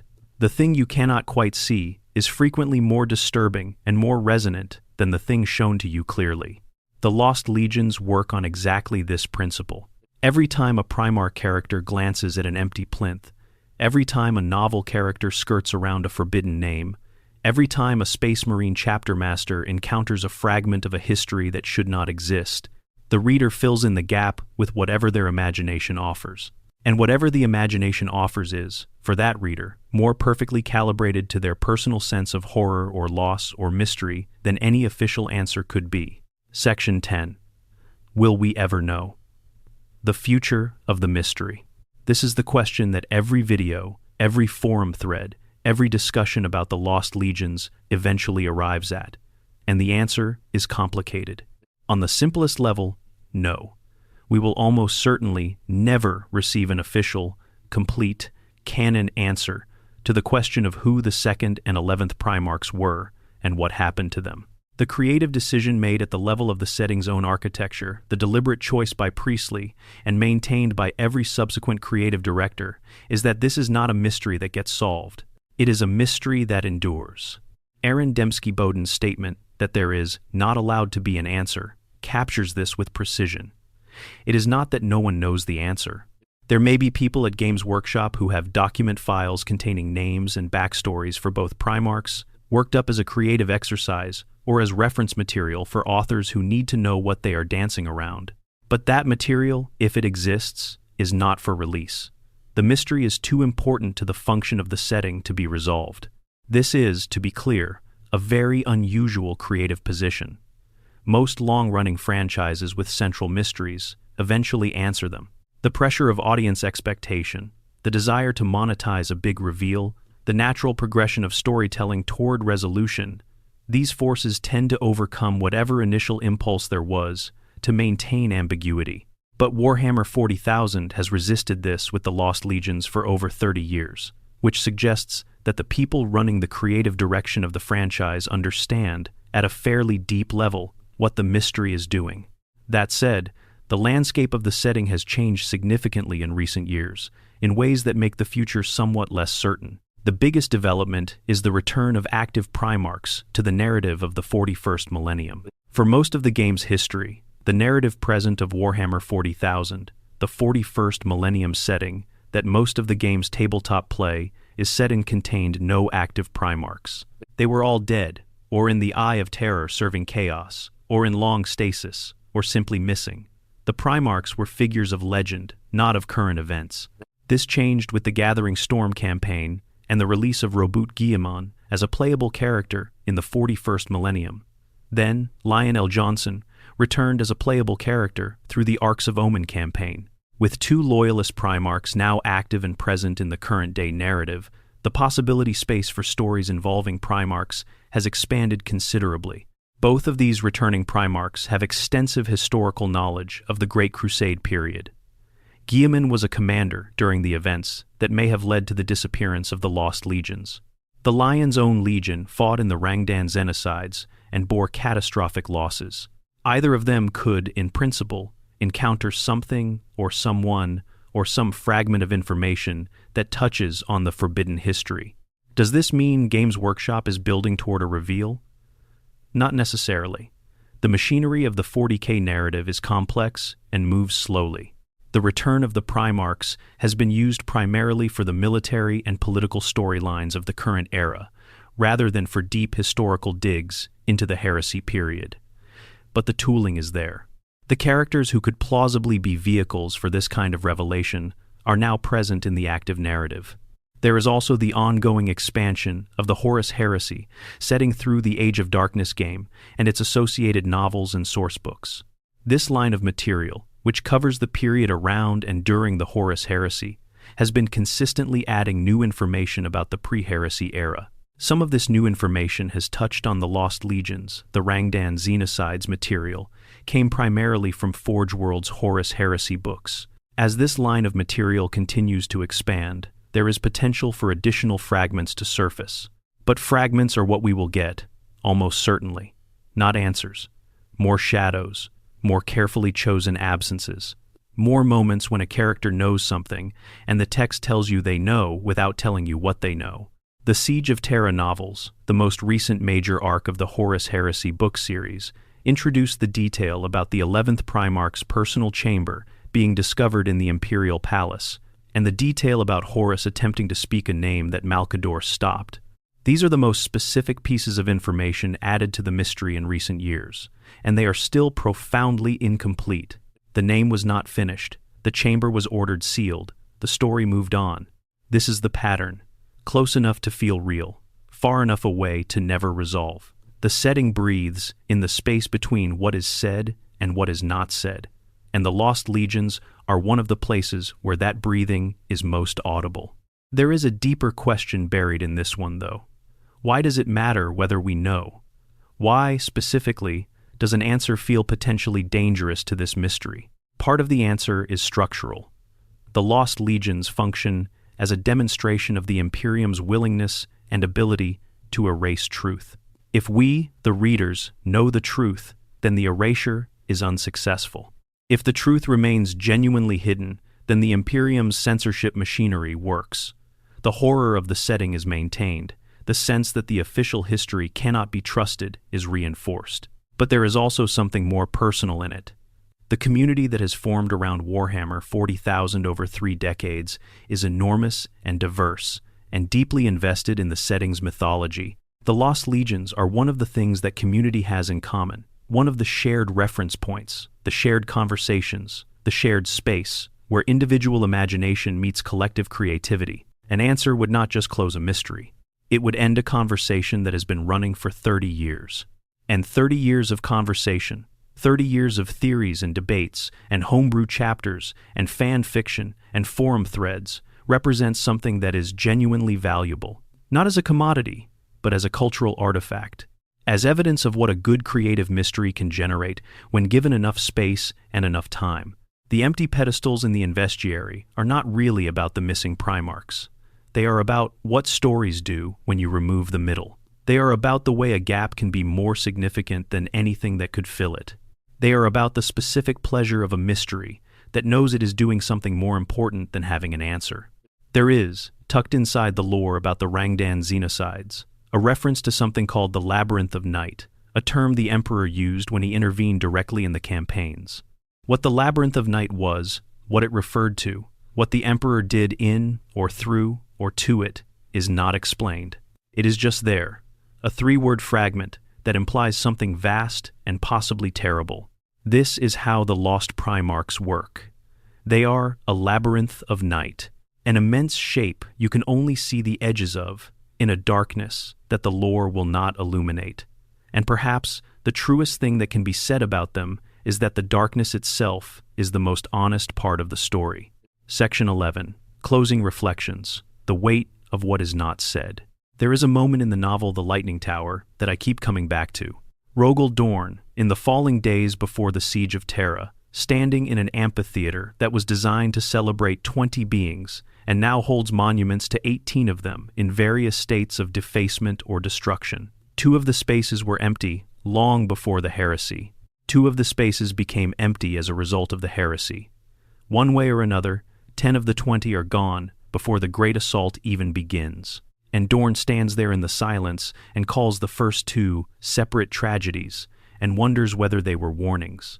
In a story full of massive battles and cosmic stakes and galaxy-spanning catastrophes, that moment is quietly devastating, because it is not about the scale of what has been lost. It is about the quality of the loss, the specific texture of grief that comes from something being removed so completely that you cannot even properly mourn it. You cannot build a monument. You cannot speak the name. You cannot tell anyone what you lost or why, or what it meant to you. You just carry it, quietly, for the rest of your impossibly long life. The Space Marine legions that descended from those 2 missing Primarchs, however many tens of thousands of warriors they numbered, fought and bled and died across the stars of the Great Crusade. They did everything they were created to do. They were loyal, in whatever way the word applied to beings that extraordinary. And then they were removed. Not from history, exactly, because history continued without them. From memory, from acknowledgement, from the right to have their existence counted. Somewhere in the vast records that the Imperium keeps, the dusty archive vaults of Terra, the encrypted databases of the Inquisition, the personal memory implants of the oldest surviving custodes who were alive in the 31st millennium, the truth exists in some form. It has to. Truth does not disappear just because the records of it do. It becomes inaccessible, buried, denied, but it remains true. The 2nd and 11th Primarchs existed. They led their legions. They fought. something happened to them, and then someone decided that the rest of the galaxy should never know. That decision, and the thing it was trying to conceal, is the wound at the center of this mystery. And what the wound tells you, more than any specific theory or any forensic analysis of available lore, is what kind of Imperium this is. It is the kind of Imperium that could do this. That had the capacity and the will to erase two of its own greatest heroes because they must have been heroes. They were Primarchs. And then seal that erasure so thoroughly that 10,000 years later, the erasure itself is more famous than anything the erased individuals ever did. That is, if you sit with it for a while, genuinely extraordinary.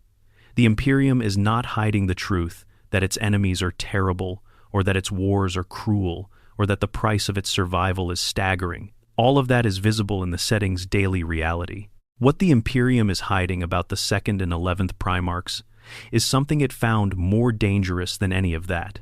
Something more threatening than enemies, more embarrassing than cruelty, more destabilizing than sacrifice. The question of what that something is will probably remain unanswered. And in remaining unanswered, it does exactly what Rick Priestley intended when he left those two numbers blank. It gives the setting a depth that is genuinely unmeasurable. It creates a dark space at the heart of the mythology that absorbs endless scrutiny without ever quite giving itself up.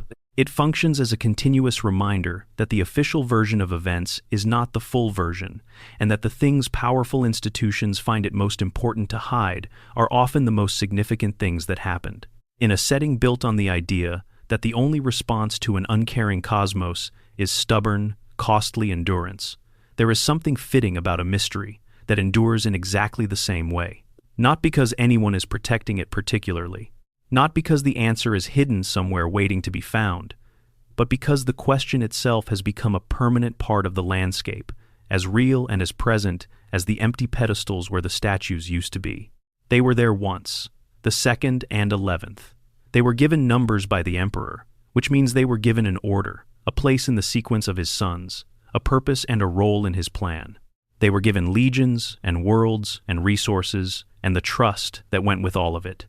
They fought, they bled, they served. And then they were taken out of the story so completely that even the other Primarchs, the men who knew them as brothers, could not speak their names aloud. What did they do? What happened to them?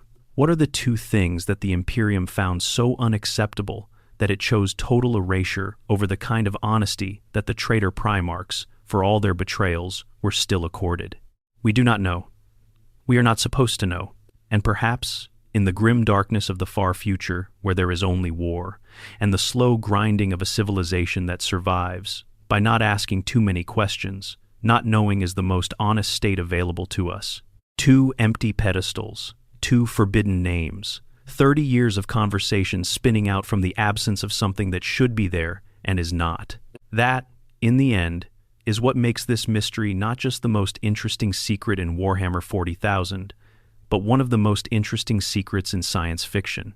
If this has been the kind of thing you enjoy, and something about sitting quietly with one of the great mysteries of the 41st millennium appeals to you, please do consider subscribing. It genuinely helps, and it means you will be here for every video that comes next. And if you have your own theory about the 2nd and 11th Primarchs, your own headcanon, your own homebrew chapter claiming their lineage, your own preferred version of what happened in those redacted Space Wolves timeline entries, put it in the comments. This is exactly the kind of conversation that is worth having. The mystery belongs to all of us. That is, perhaps, the point. Thank you for watching. Rest well. End of script. Expansion Section A. The Architecture of Erasure. How you remove a god from history. One of the things that deserves considerably more attention than it usually receives in discussions about the Lost Legions is the sheer logistical and institutional complexity of what was actually accomplished. Erasing 2 Primarchs from history is not a simple task. It is not something you do by deleting a few files or burning a library. It requires a degree of coordinated institutional effort that is, in its own way, as impressive as any military campaign the Primarchs actually fought. Think about what needed to be removed. Start with the most obvious things. Any official record of Legion existence, the numbering, the designation, the name, the heraldry, The chain of command had to be removed from every Imperial database and every physical document across a military force spanning thousands of star systems. The Great Crusade was a galaxy-spanning operation. Its logistics ran through hundreds of forge worlds, recruiting worlds, supply depots, administrative hubs, every place where the 2nd or 11th Legion had left a paper trail, in whatever form paper takes in the 30th millennium, needed to be found and expunged. But official records are almost the easy part. The harder problem is unofficial records. The stories that soldiers tell each other, the names that veterans carry in their heads, the campaign markings on the hulls of ships that operated alongside the missing legions, the architectural evidence on worlds that the missing legions helped conquer or defend, the landing sites, the fortifications, the grave markers for fallen warriors, the monuments erected in victory, the gene seed stocks that would have been maintained at various repositories across the Imperium, the equipment, the weapons, the vehicles that bore legion markings, the records of individual Space Marine warriors within those legions, the personnel files, the honor rolls, the service records. All of this needed to disappear. Not just the easily accessible materials, but the buried copies, the backup archives, the secondary references. A historian reviewing the Great Crusade is going to notice if a sequence of numbered legions suddenly has 2 numbers missing. They will ask about it. So, the explanations needed to be ready, or the curiosity needed to be suppressed before it could become investigation. The institution charged with carrying out this work, or at least the institution most associated with this kind of historical management in the 40K universe, is the Inquisition, though it did not exist in its current form during the Great Crusade period. The Sigillite Malcador, who served as the Emperor's regent, had extensive intelligence and administrative capabilities that would have been directed toward exactly this kind of sensitive work. And the Adeptus Custodes, the Emperor's personal bodyguard force, have a long history of maintaining information security at the highest levels of the Imperium. What is remarkable is how effective the erasure was. 10,000 years after the event, the average citizen of the Imperium has absolutely no knowledge that the 2nd and 11th Legions ever existed.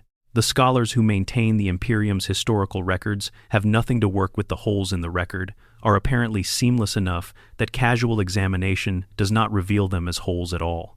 The numbering of the legions, as most people understand it, simply jumps from the 1st to the 3rd, from the 10th to the 12th. The gaps read as natural rather than as deliberate omissions. Only in very specific contexts does the fabric tear slightly. The uplifting primer incident, where a reference to the 2 missing legions was accidentally included in a mass distribution document, gives you a sense of the scale of the effort required to maintain the suppression.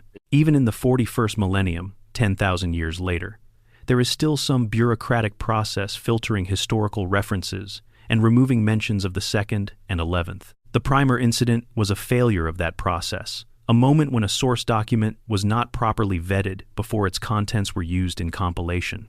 The fact that the filtering process is still running, 10 millennia after the events it is designed to conceal, tells you something important about the nature of the secret. This is not a secret that people have simply forgotten. Secrets that people simply forget do not require active maintenance.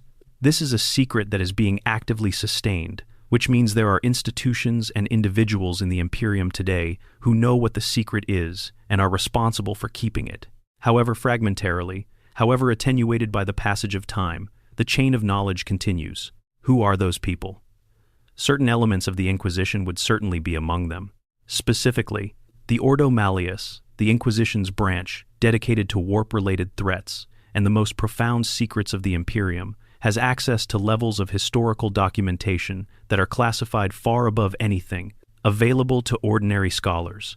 The Adeptus Custodes, as the oldest continuous institution in the Imperium, would retain archives going back to the Great Crusade period, and certain Dark Angels might know more than they say, given their own extensive experience with institutional secrets.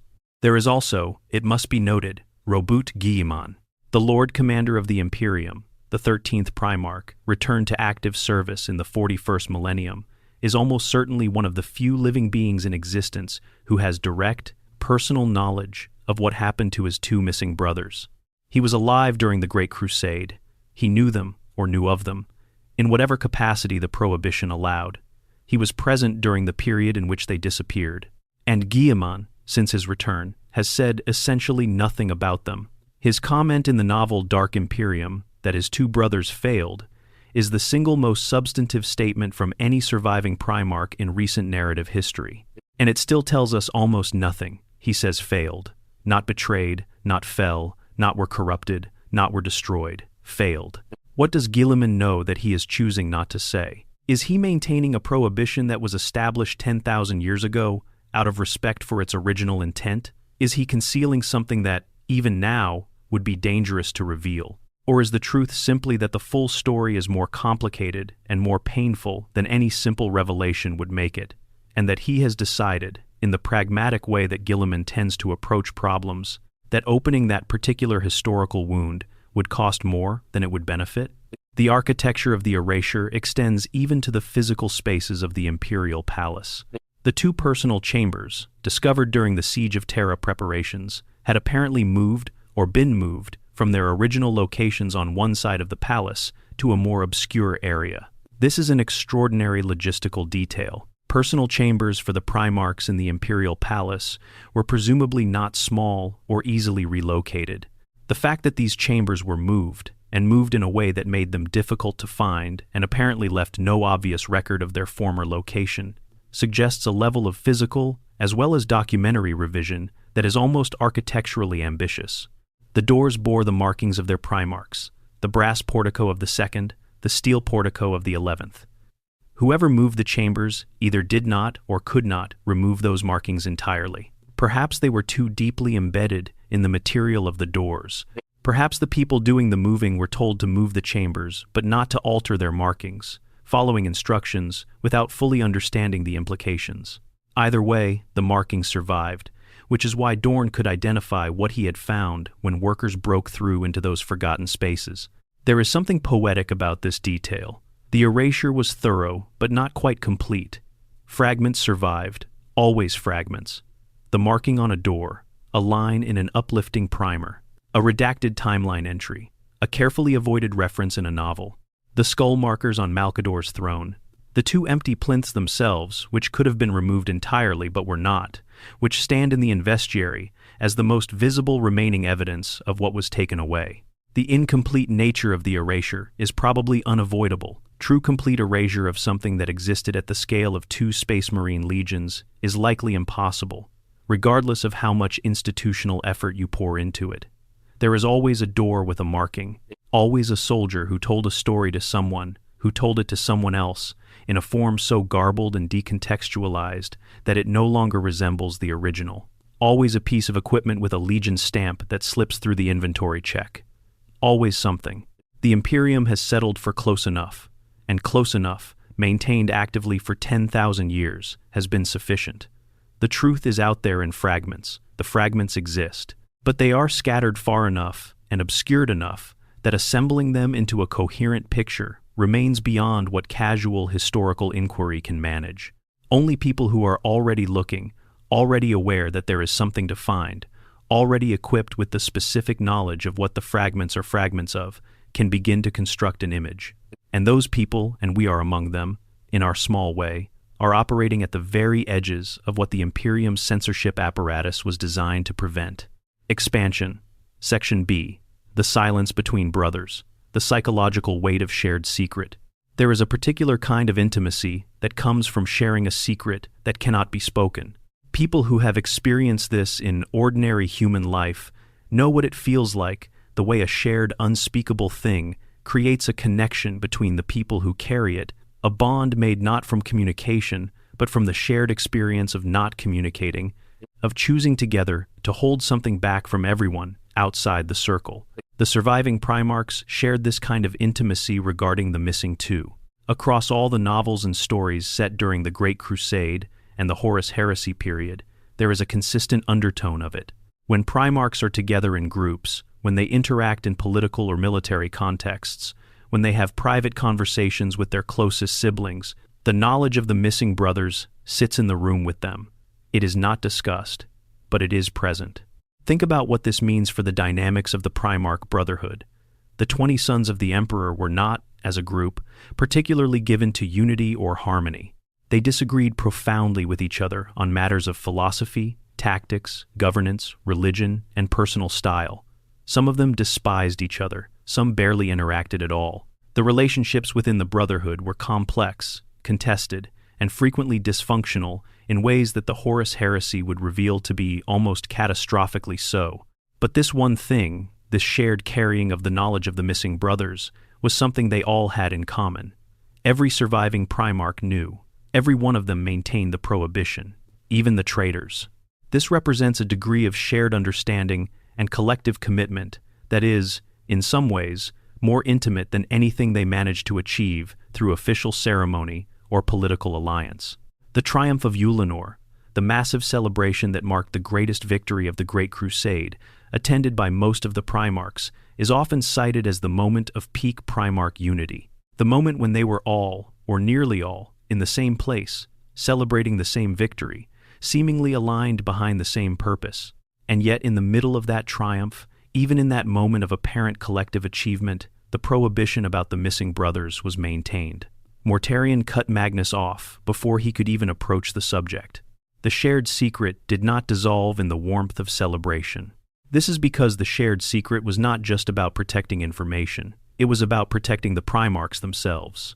Because knowing the full truth about what happened to the 2nd and 11th Primarchs means knowing something about what a Primarch can become or fail to become. It means having a concrete, personal, specific reference point for the ways that the Emperor's sons could be broken, or lost, or simply used up. And in a group of beings who were themselves experiencing all kinds of pressures, the weight of their strange nature, the consequences of their upbringings, the demands of an endless military campaign, the psychological burden of being simultaneously human and superhuman, that kind of knowledge is particularly charged. The prohibition against discussing the missing brothers was not just an order, it was an act of collective self-preservation. If you cannot talk about the two who were lost, you do not have to sit with the specific shape of what happened to them. You do not have to wonder whether the same trajectory is available to you.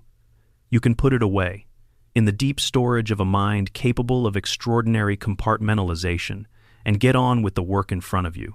Except that, as the references in the novels show, it does not stay away. It surfaces in exactly the moments when it is most dangerous, when a Primarch is already under pressure, already wrestling with something that might or might not be leading toward a dangerous place, already vulnerable in whatever way the specific circumstances of the moment have made them vulnerable. In those moments, the knowledge of the missing brothers breaks through the compartmentalization and presents itself as the worst possible image of where things could lead.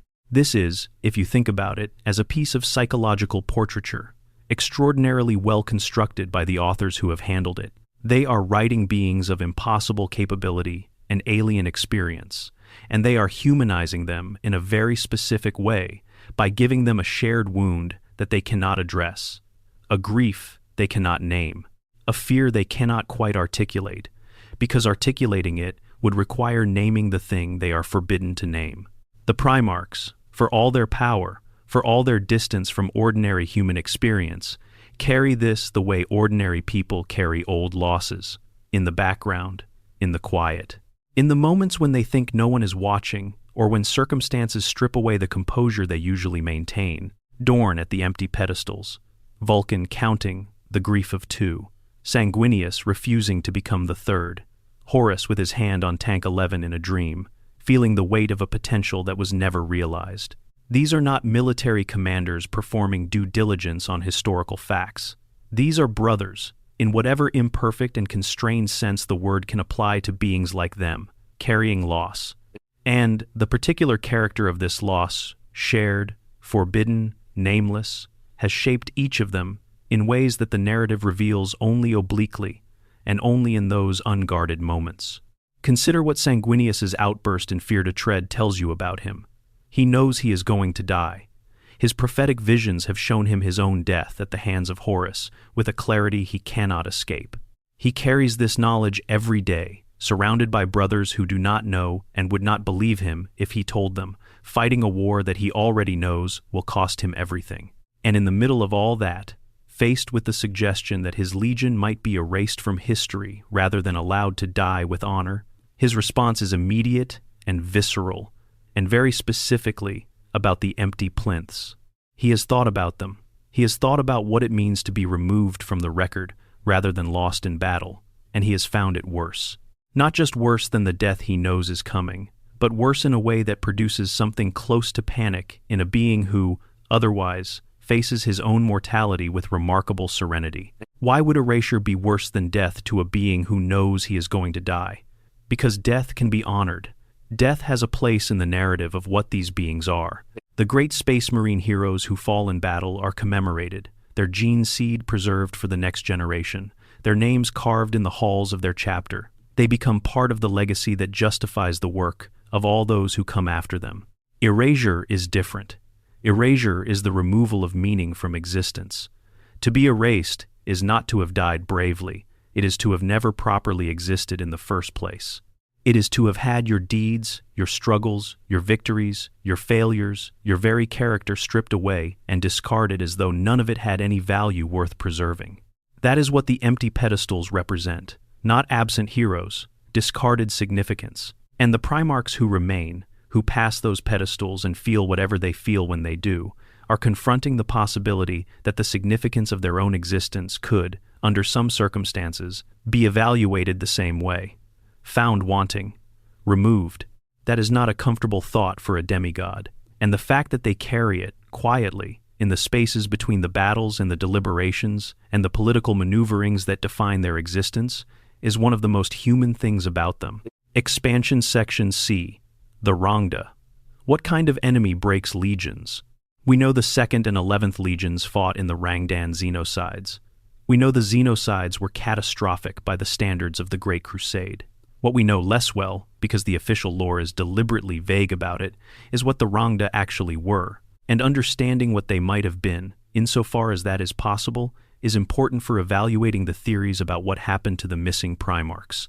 The Rangda, or Rangdan Cerebvors, as they are also called, are one of the most deeply obscure alien species in a setting that is not exactly short on deeply obscure alien species. They came from the galactic north and east. The directions in 40K that are most associated with the mysterious, the ancient, and the genuinely alien, as opposed to the cosmic horror of the Eye of Terror in the northwest, or the mechanical threat of the Necrons embedded throughout the galaxy.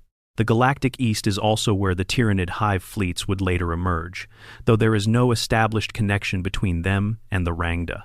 What the lore establishes about the Rangda is that they were capable of operating at a scale of destruction that put entire Space Marine legions at risk of total annihilation. Not just defeat in battle, not just forced retreat, actual destruction without survivors. This is an extraordinary capability. Space Marine legions are among the most resilient military forces the setting describes. They do not simply cease to exist from ordinary military pressure. For entire expeditionary fleets to be destroyed without a single survivor requires either weapons of genuinely extraordinary destructive power or tactical and psychological capabilities that go well beyond conventional warfare, or some combination of both. The psychological dimension is worth exploring. The Rangda are sometimes described in ways that suggest they had effects on human minds and psyches that went beyond the physical. In a setting where the warp, the dimension through which psychic powers and chaos operate, is always present as an adjacent threat, alien species that can operate across that boundary are categorically more dangerous than those that cannot. An alien species, with the ability to affect human psychology, to interfere with psychic capability, to alter perception or break down sanity, would be devastating against forces that depend on communication, coordination, and the kind of cohesion that Space Marine legions maintain through shared culture and shared belief.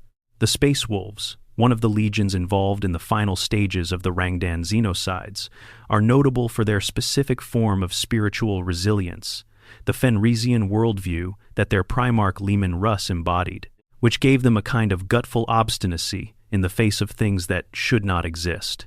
The Dark Angels, under Lionel Johnson, who bore the brunt of the Xenocides for much of their duration, were noted for their discipline and their secrecy qualities that might have provided some protection against whatever the Rangda were doing. The two lost legions might have had Primarchs with different approaches, different psychological frameworks, different spiritual foundations. If the Rangda's capabilities included anything that could exploit specific vulnerabilities in a Primarch's psychology, in a legion's culture, in the genetic makeup of their gene seed, then the particular combination of a legion's character and a Rangdan attack might have produced outcomes that were unique to those two legions. There are also veiled references in the official lore to connections between one of the lost legions and an unusual relationship with the Custodes, the Emperor's personal guard force. The Custodes are created using a different and more intensive process than Space Marines, more heavily modified, individually more capable, but fewer in number. Their connection to the Emperor is also more direct. They are more intimately bound to his will and his psychic presence. If one of the lost legions had some kind of proto-custodian element to its creation, or some experimental modification that brought it closer to the Custodes model, then its relationship with the warp or with psychic influence might have been different from a standard legion in ways that could have made it more or less vulnerable to whatever the Rangda were doing.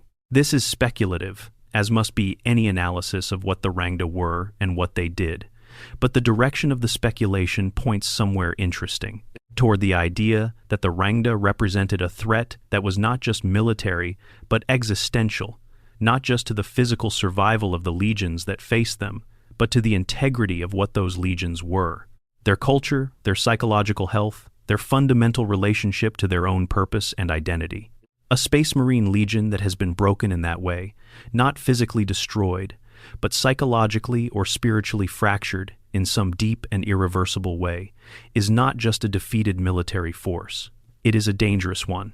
Because tens of thousands of superhumanly capable warriors who have lost their psychological coherence, who no longer fully understand what they are or why they are fighting, who may have been exposed to something that altered their relationship with reality in some fundamental way, are a threat that cannot simply be removed from the field and rebuilt. And if the Primarch leading such a legion was similarly affected, if the Rangdan encounter broke something in the Primarch that made their continued existence not just tragic, but actively dangerous, then the Emperor's options become very limited very quickly. You cannot rehabilitate a Primarch, you cannot retrain them, or psychologically repair the level of damage being contemplated here. You can isolate them, which merely delays the problem. You can attempt to contain them, which requires massive ongoing resources and carries its own risks, or you can erase them, in every possible sense of the word, before whatever they have become can propagate further. And then, because the knowledge of what happened is itself dangerous, because understanding how a Primarch and a legion were broken this way is information that an enemy could potentially use against other Primarchs and other legions, you erase the record of it too. This version of events has an internal logic that fits the available evidence reasonably well. It explains the grief rather than anger of the surviving Primarchs. You do not resent someone for what was done to them against their will. It explains the total, comprehensive nature of the erasure. This was not punishment, but containment, not condemnation, but necessity. It explains why even the traitor Primarchs maintained the prohibition, because even they understood that certain kinds of knowledge are too dangerous to allow to circulate freely. And it explains Dorn's comment about tragedies and warnings, because what happened to the 2nd and 11th was a warning about what alien contact of a certain kind could do to even the most exceptional human beings. We cannot be certain any of this is correct. The lore will not confirm it. The lore is designed not to confirm anything. But the Rangdan Xenocides, as the most concrete piece of context we have for the period surrounding the disappearance of the two missing legions, deserve to be taken seriously as a potential cause rather than merely noted as a timeline coincidence. Expansion Section D. Malkador's skulls and other fragments of proof. One of the more striking physical details associated with the lost Primarchs is an image that appears in some editions of the Warhammer 40,000, visual material the throne of Malkador, the Sigillite, regent of Terra, first and greatest of the Psykers who served the Emperor's cause, adorned with two skulls marked with the numerals 2 and 11. Malkador, the Sigillite, is one of the most significant and least understood figures in the entire mythology of the Imperium. He was the Emperor's right hand during the Great Crusade and the Horus Heresy, managing the day-to-day administration of the Imperium while the Emperor pursued other projects. He was responsible for the founding of several of the Imperium's most important institutions, most notably the Inquisition and the Grey Knights. He was the second most powerful psyker in the Imperium, possibly the most powerful in terms of sheer raw capability, without the Emperor's unique advantages. He was also, during the final stages of the Siege of Terra, the being who sat in the Golden Throne in the Emperor's place for an extended period, while the Emperor fought Horus in the final confrontation. That this nearly killed him, that he died almost immediately after the Emperor took his place back in the throne, gives you some idea of what that experience entailed. Malcador, then, is someone who was intimately involved in the most secret and most consequential decisions of the Imperium's formative period. If anyone below the Emperor himself had direct knowledge of what happened to the 2nd and 11th Primarchs, it was almost certainly Malcador. And the skulls on his throne, marked with those 2 numbers, are a small but specific acknowledgement of that knowledge. They are not decorative accidents. A being of Malcador's intelligence and intentionality does not have decorative accidents. Those skulls mean something to him personally. What they mean is not stated. Whether they represent grief, or reminder, or warning, or some form of memorial that could not be made publicly, is not explained. But they are there, marked with numbers that should not appear on anything, in the private possession of the man who helped manage the secret of what those numbers represent. They are, perhaps, the most personal evidence we have that the loss of the 2nd and 11th was something that the living felt, not just something that happened historically. There are other fragments worth noting. In the novel Legion, by Dan Abnett, which deals with the Alpha Legion and their peculiar relationship with both sides of the Horus Heresy, there is a reference on page 384 to topics that skirt around the Lost Legions. The Alpha Legion, of all the 20 legions, was perhaps the most informed about the internal contradictions and secrets of the Imperium. Their entire methodology was based on information, on knowing things their enemies did not know. Any secrets of significance would be of interest to them. The reference in Legion is brief and does not resolve into anything specific, but its presence is noted. The Alpha Legion knew things. What they knew about the 2nd and 11th is one of the many, many things the Alpha Legion has never fully disclosed. In Descent of Angels, by Mitchell Scanlon, a novel focused on the Dark Angels and their homeworld of Caliban in the period before the Horus Heresy, there is a reference on page 201 that touches on the forbidden knowledge of the missing Primarchs. Again, specific without being revelatory. The Dark Angels, who of all the legions bore the heaviest losses during the Rangdan Xenocides, and who have their own extensive tradition of institutional secrets and carefully maintained silence, would naturally have some awareness of the broader pattern of what the Imperium is capable of hiding. In Prospero Burns, by Dan Abnett, one of the finest novels in the entire Horus Heresy series, told from the perspective of a mortal human embedded with the Space Wolves, the missing brothers are referenced in 3 separate passages, pages 187 to 188, 208 to 209, and 343 to 379, which represents a significant amount of attention for a secondary topic in a novel that is primarily about the Space Wolves and the events at Prospero. The Space Wolves' awareness of the Lost Legions is handled with particular care in this novel, given the suggestion in the Massacre book's timeline that the Space Wolves may have been directly involved in whatever happened to them. The references in Prospero Burns reinforce the pattern of knowledge, without disclosure, that characterizes all the canonical mentions.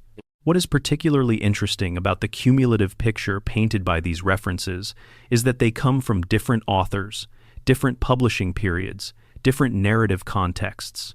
They were not all planned as part of a single coherent strategy. Multiple writers working on the Horus Heresy series have, independently and over time, found their way to the same emotional register when approaching this subject. The grief rather than anger. The tragedy rather than crime. The carefully maintained silence that speaks volumes through its very maintenance. This consistency is not accidental. It suggests that whoever was managing the overall creative direction of the Horus Heresy series was maintaining a clear editorial line about how the Lost Primarchs were to be treated when they came up. Not as a puzzle to be solved or a mystery to be teased, but as a wound in the fabric of the setting that was always present and never healed. An ongoing source of low-level grief that the surviving characters carry through every other thing they do. There is also, in the pages of the broader 40K canon, a reference to the Primarch XI that involves what is described as an aborted experiment of some kind, connected to a reference about the Legio Custodes and their creation. This fragment is one of the most tantalizing in the entire body of Lost Primarch lore, because the Legio Custodes, the Emperor's personal bodyguard, represent the upper limit of what the Emperor's genecraft was capable of producing. If Primarch 11 was connected to an experiment that sought to push beyond even the Primarch template towards something closer to what the Custodes represent, the implications are significant. Custodes are created using the Emperor's own direct genetic templates, modified and enhanced beyond what the Primarch process alone produces. They are individually more capable than Space Marines, though fewer in number and not tied to a Primarch's gene seed chain. If Primarch 6 creation involved experimental work aimed at pushing the Primarch toward a custodian model, or if the 6th Legion Space Marines were subjected to experimental modification in that direction, then whatever went wrong might have gone wrong in a direction that was genuinely unprecedented. Not the known failure modes of Space Marine gene seed corruption, but something new and therefore more difficult to contain or predict. This remains firmly in the territory of speculation, because the reference is fragmentary and ambiguous.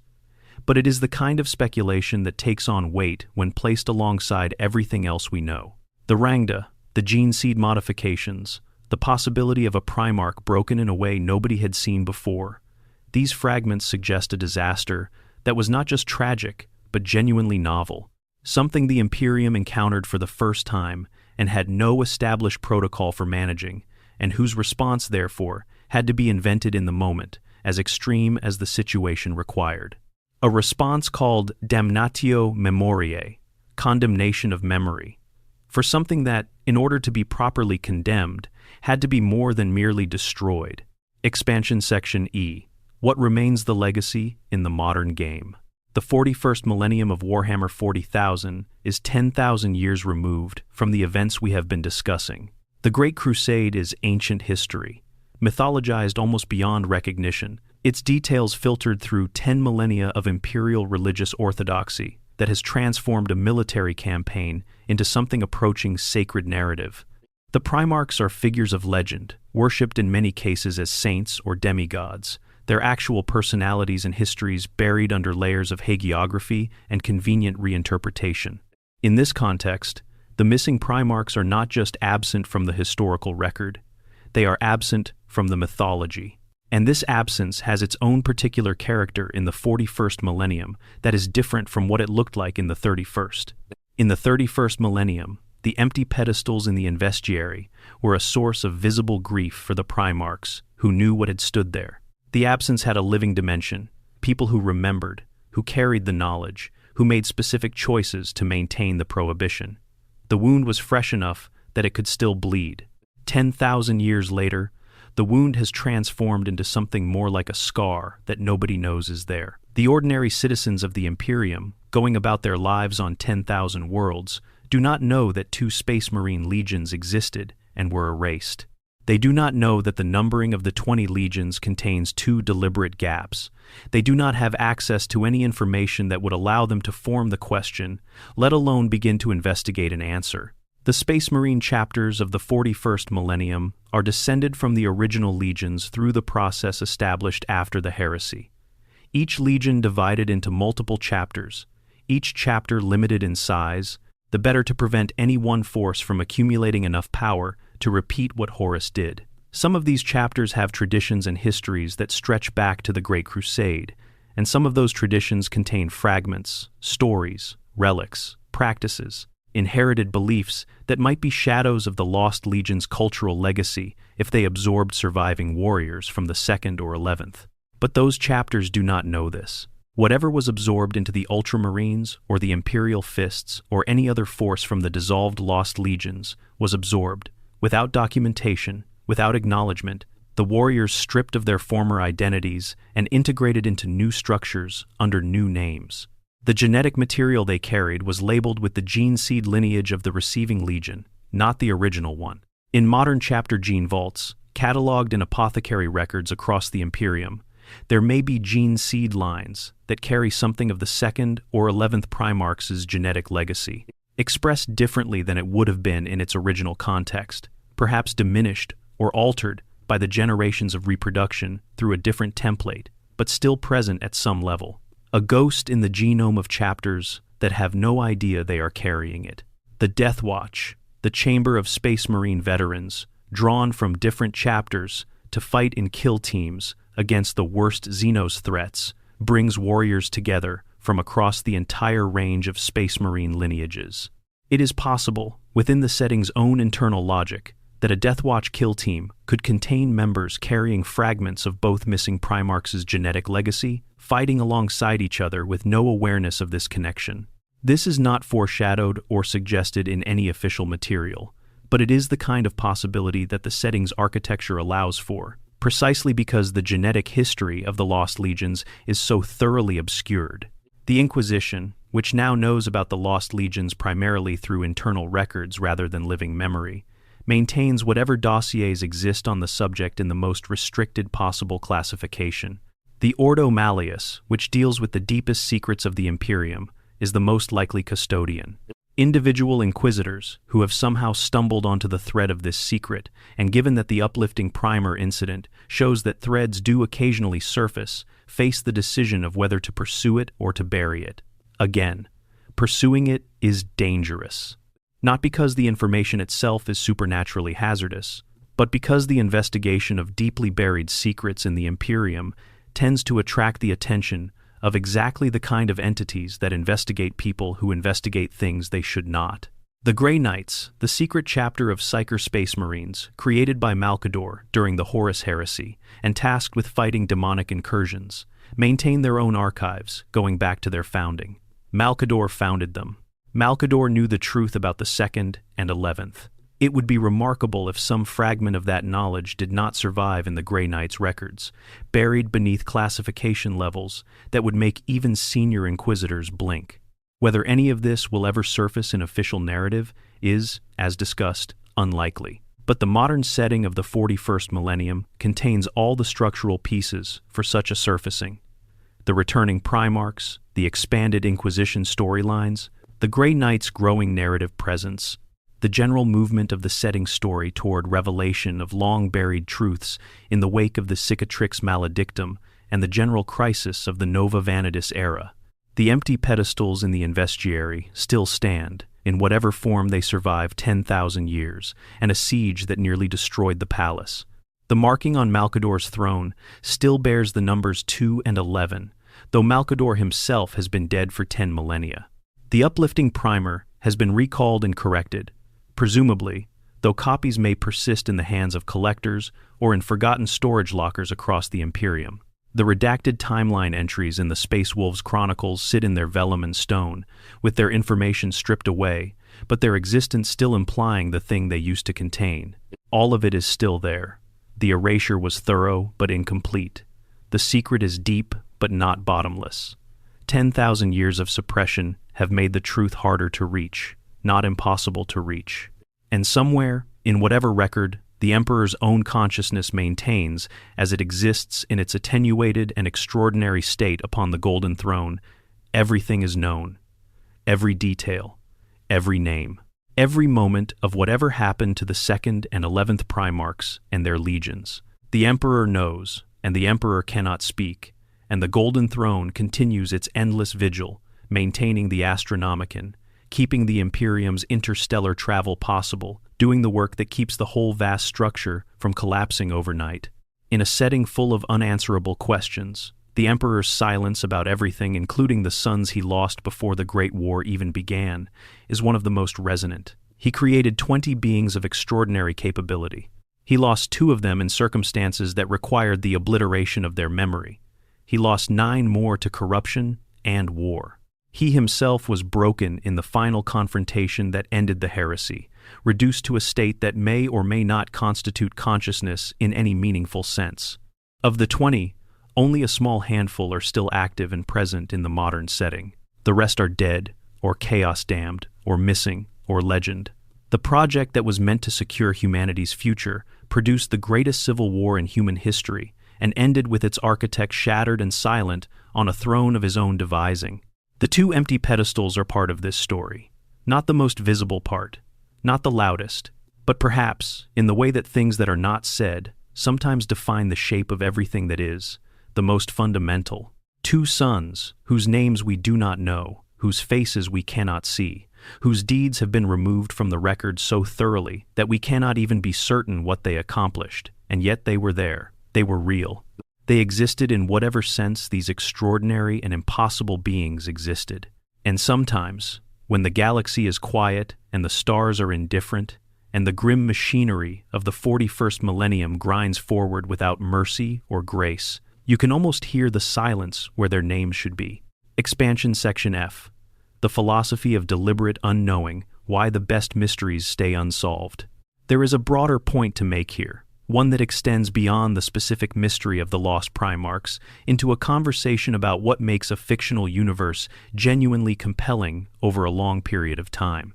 Because Warhammer 40,000 has been sustaining its cultural relevance for nearly 4 decades, and the lost Primarchs mystery, for all its apparent simplicity, 2 blank numbers in a list of 20 is one of the reasons why. Most fictional universes, as they mature and expand, move toward completion. The initial world-building phase establishes mysteries and gaps, unanswered questions that invite the reader's imagination to fill the spaces. As the universe grows, as more authors contribute and more source material accumulates, those spaces tend to get filled. The answers arrive, the mysteries resolve, and in resolving, they often diminish, because the answer is almost always less rich than the process of wondering. The best authors understand this. Some mysteries should never be answered, not because the author does not know the answer, but because the answer is less valuable than the question. The question generates engagement, creativity, personal investment, and the specific pleasure of sitting with uncertainty and finding it tolerable rather than intolerable. The answer closes a door. The question holds that door open indefinitely. Warhammer 40,000's institutional management of the Lost Primarchs mystery is one of the most successful examples of this principle being applied at a franchise scale. The discipline required to maintain this over 30-plus years, across dozens of writers and multiple creative directors, and the enormous commercial pressures that come with a franchise of this size, is genuinely remarkable. Every author who has worked on the Horus Heresy has presumably been curious about the answer. Some of them have almost certainly developed their own internal headcanon about who the missing Primarchs were, and every one of them has been asked, by fans and in interviews, to share that headcanon or to reveal whether they know more than they are saying. And they have held. The collective discipline of the people who write this universe has matched the collective discipline of the Primarch characters who maintain the prohibition within it. The meta-level and the in-universe level mirror each other in a way that is either deeply intentional or a remarkable coincidence. This mirroring is itself interesting as a piece of literary construction.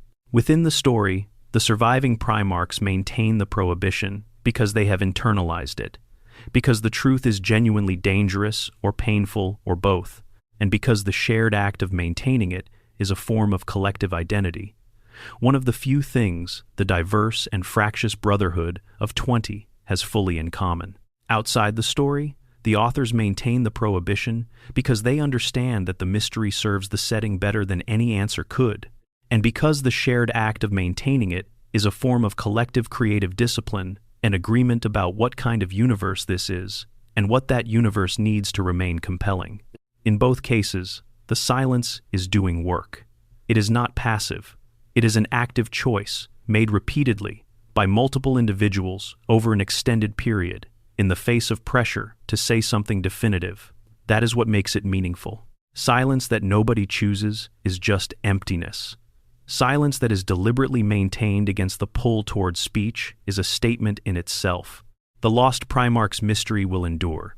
There will be more novels, more source books, more videos, more forum threads, more homebrew chapters claiming lineages that can never be officially confirmed or denied. There will be more moments when a character's eyes flick toward an empty pedestal and the text acknowledges the absence without naming it. There will be more fragments accidentally preserved in documents that should have been more carefully edited. And the mystery will keep doing what it does, generating conversation, generating creativity, generating the specific pleasure of caring deeply about something that cannot quite be known. In the grim darkness of the far future, there are many things that cannot be known. The true nature of the Emperor, the fate of the warp, the ultimate destiny of humanity in a galaxy full of threats older and stranger than anything the species has yet encountered. These vast unknowns are part of the texture of the setting, part of what makes it feel like a genuinely alien and incomprehensible universe, rather than a coherent narrative being told toward a satisfying conclusion. The empty pedestals in the Investiary are the most personal of these unknowns, not cosmic in scale, but human, or at least as human as anything in this setting gets. Two beings who existed and were lost and cannot be named. Two absences that are felt rather than examined. Two wounds that never healed because they were never allowed to. That, in the end, is what the Lost Primarchs are. Not a puzzle, not a marketing mystery, not a blank canvas for homebrew, though they are all of those things too in their way. They are a reminder that history contains things that even the most powerful institutions cannot fully erase and cannot fully acknowledge. A reminder that the silence at the center of any sufficiently powerful secret says more than any confession. A reminder that grief without a name is still grief, and that the people who carry it, even if they cannot speak it, carry it no less heavily for the silence. Two sons of the Emperor, two empty plinths, one mystery that has lasted 30 years and will, in all likelihood, last 30 more. And we will still be here, talking about them. A final note on mystery as devotion. There is one last thing worth saying, and it is something that is easy to overlook when you are deep in the analysis and the evidence weighing and the theory building that a mystery this rich invites. The people who maintain this mystery inside the story and outside it do so out of something that functions like love. Not the kind of love that demands to know everything about its object. The kind that can hold the absence of knowing and find it sufficient. The kind that says, I do not need to understand everything about you to know that you matter. The surviving Primarchs cannot say their missing brothers' names. They cannot tell anyone what happened, or why, or how they felt about it then and feel about it still. But in every quiet reference, in every carefully avoided subject, in every moment of grief that surfaces in an unguarded instant, they are saying something. They are saying, we remember, even though we cannot say what we remember. We carry this, even though we cannot put it down or describe its shape. We know what was lost, even though we cannot tell you what it was. The fans of this setting have, without having the same prohibition placed on them, arrived at something similar. They theorize, they debate, they build. They create whole armies and entire histories in the space the mystery opens, but they do so knowing, somewhere, that the best version of this story is the one that stays unresolved, that the empty pedestals are perfect as they are. That is, in its own way, a form of devotion to the people who are not there, to the Primarchs whose names we do not know, to the tens of thousands of Space Marines who served them and were dissolved into anonymity when their masters were erased, to the worlds they fought for and the enemies they defeated and the history they made, that is now, officially, no history at all. They were there. They mattered. And in the corner of this vast and darkly beautiful fictional universe that belongs to the questions rather than the answers, they always will be. That is enough. That is more than enough. Thank you for being here for this one. Subscribe if you have not already. I will see you in the next one.